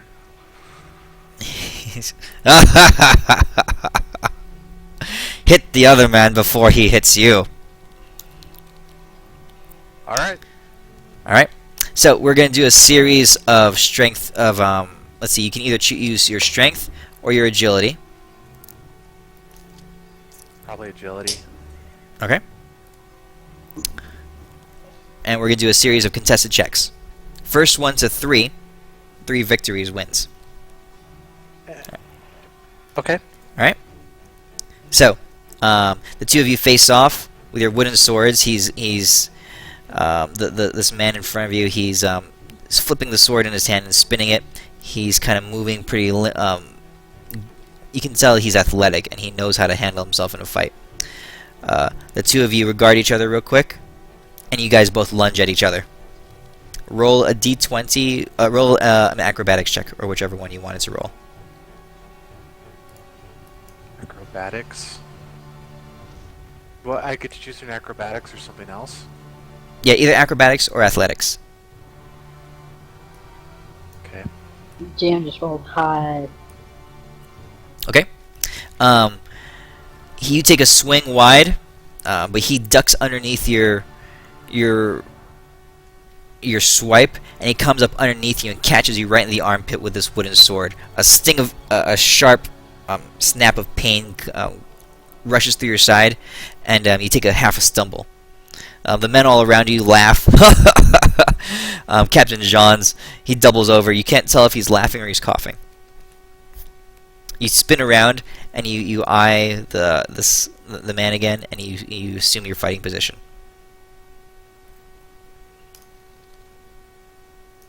Okay. You guys lunge again at each other. Let's roll it.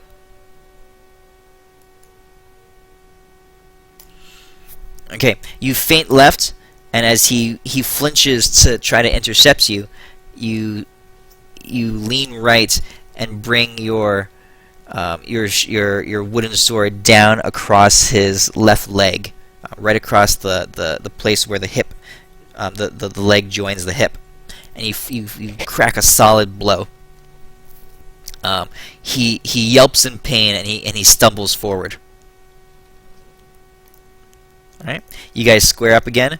The men around the room, they start taunting the other guy. Hey, Chris, where the fatty gotcha?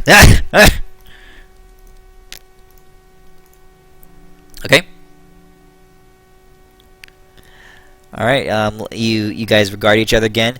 Your swords clash a couple times as he swings high and you block overhead. You kind of try to cut horizontally, and he backs up and you miss him just barely, and then he pivots and swings at you again. Go ahead and roll.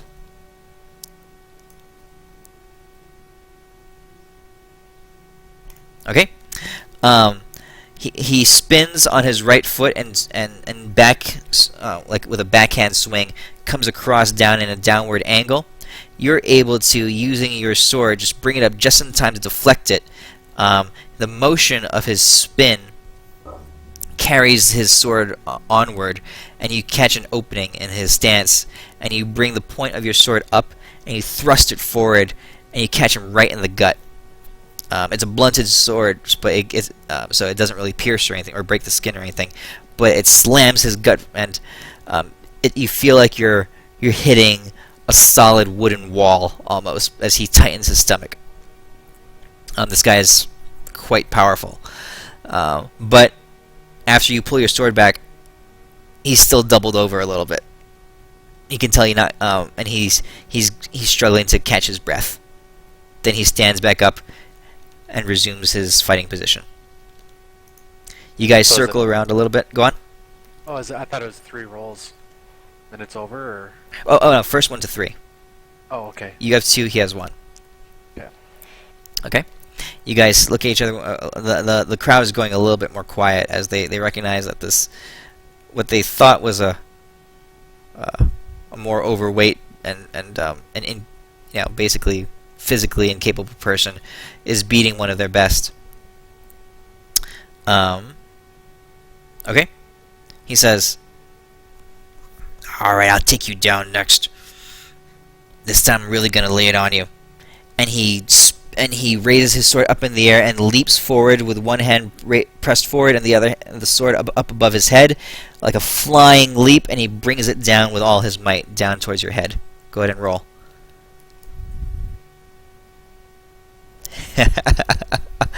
You lean your body weight to the left, and the sword just passes right by your face. You can feel some of the grain of the wood caressing your cheek as it comes by.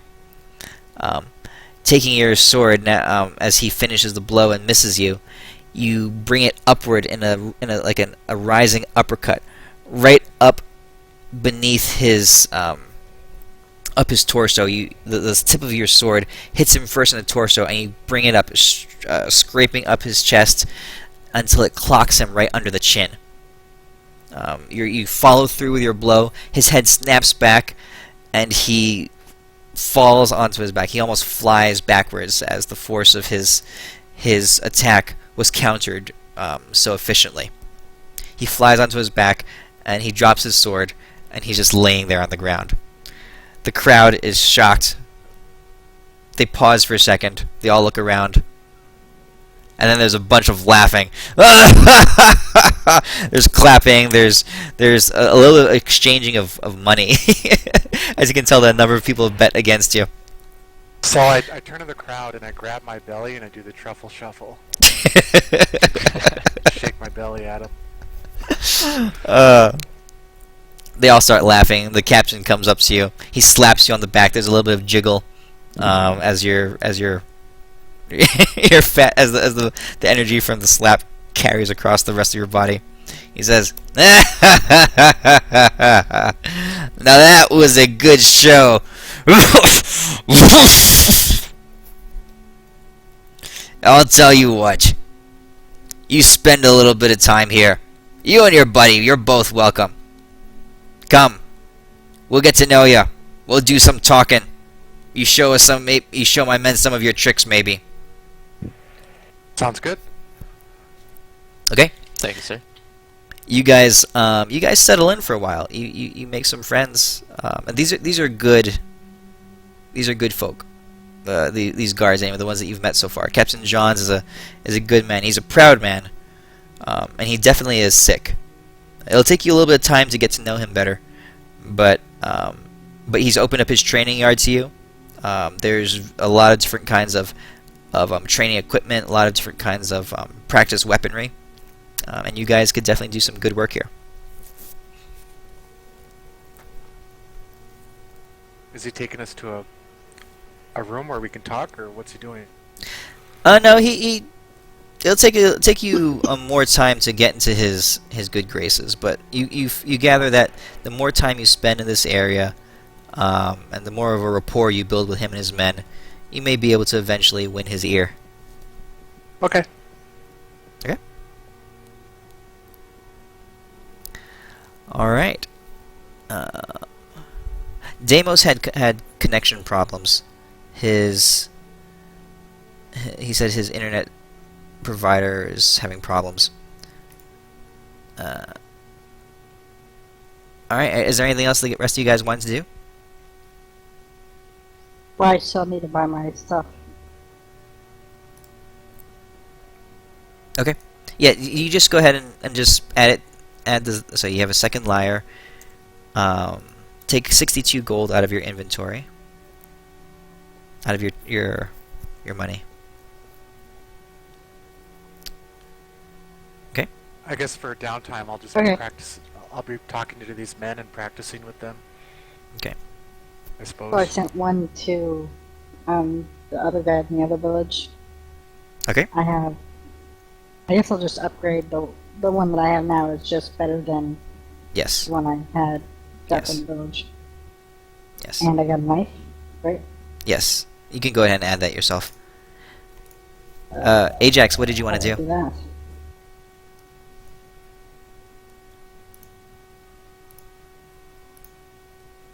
That's me, right? Sorry. Yes. Yeah. Sorry.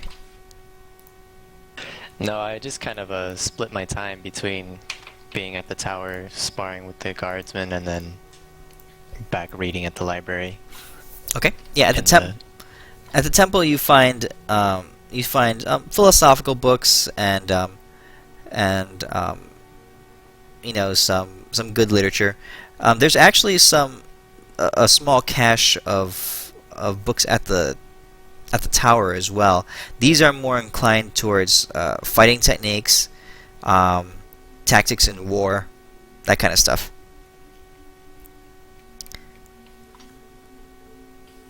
Looking kind of for some light spell tomes. I kind of ask the clergy if they know of any. They have some books on the philosophy of magic and theories about its inner workings and that kind of stuff. So they hand you a couple of books for you to borrow. Yeah.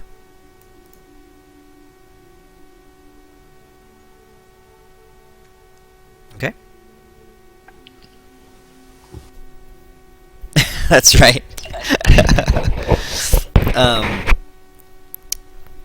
It takes you a while, but you knew they were going to the temple, so you managed to find that area.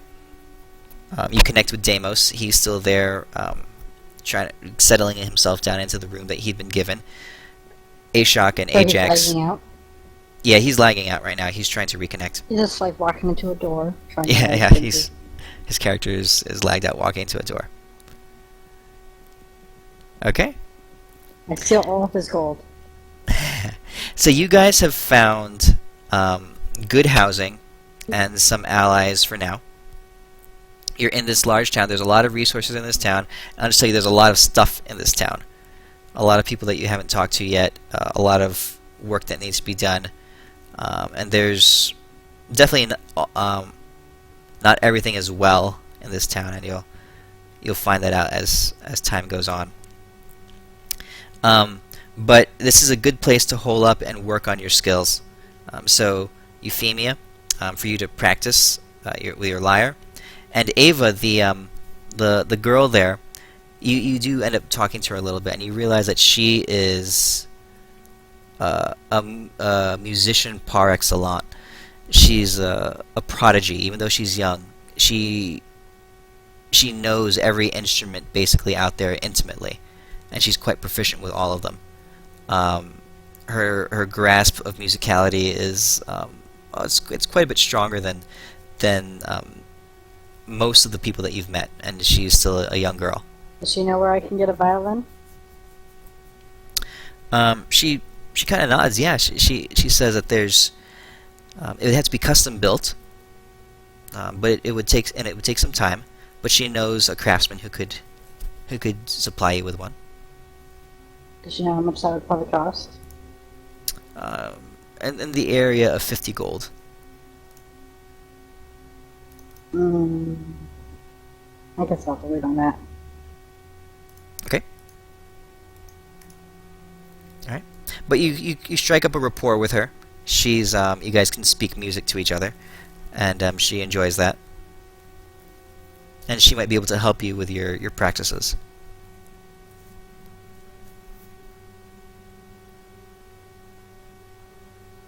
All right.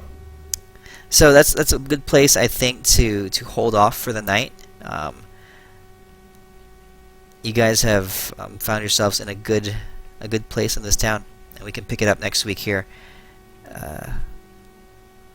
With we could probably accelerate some of the passage of time to give you guys a chance to work on this stuff. Okay? Sounds good.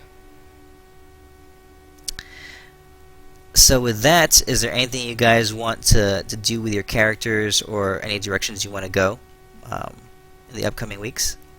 What do you mean? So you're securing your instruments.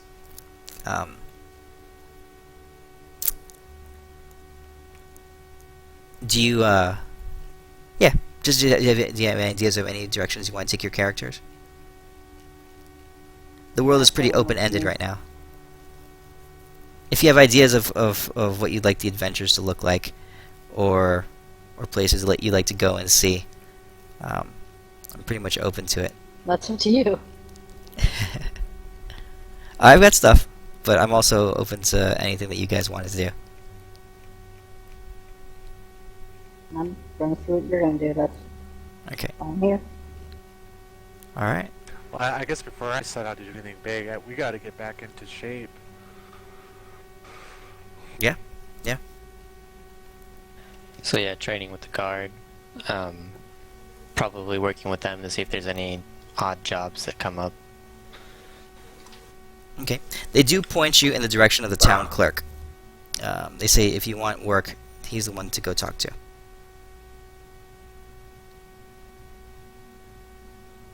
All right. But we can save that for next week.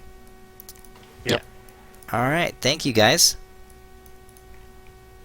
Same place, same time next week. Vent here. Let me talk with you for a second after we're done, so we can coordinate. Yeah, sure thing. All right. Thanks, guys. All right, thank you.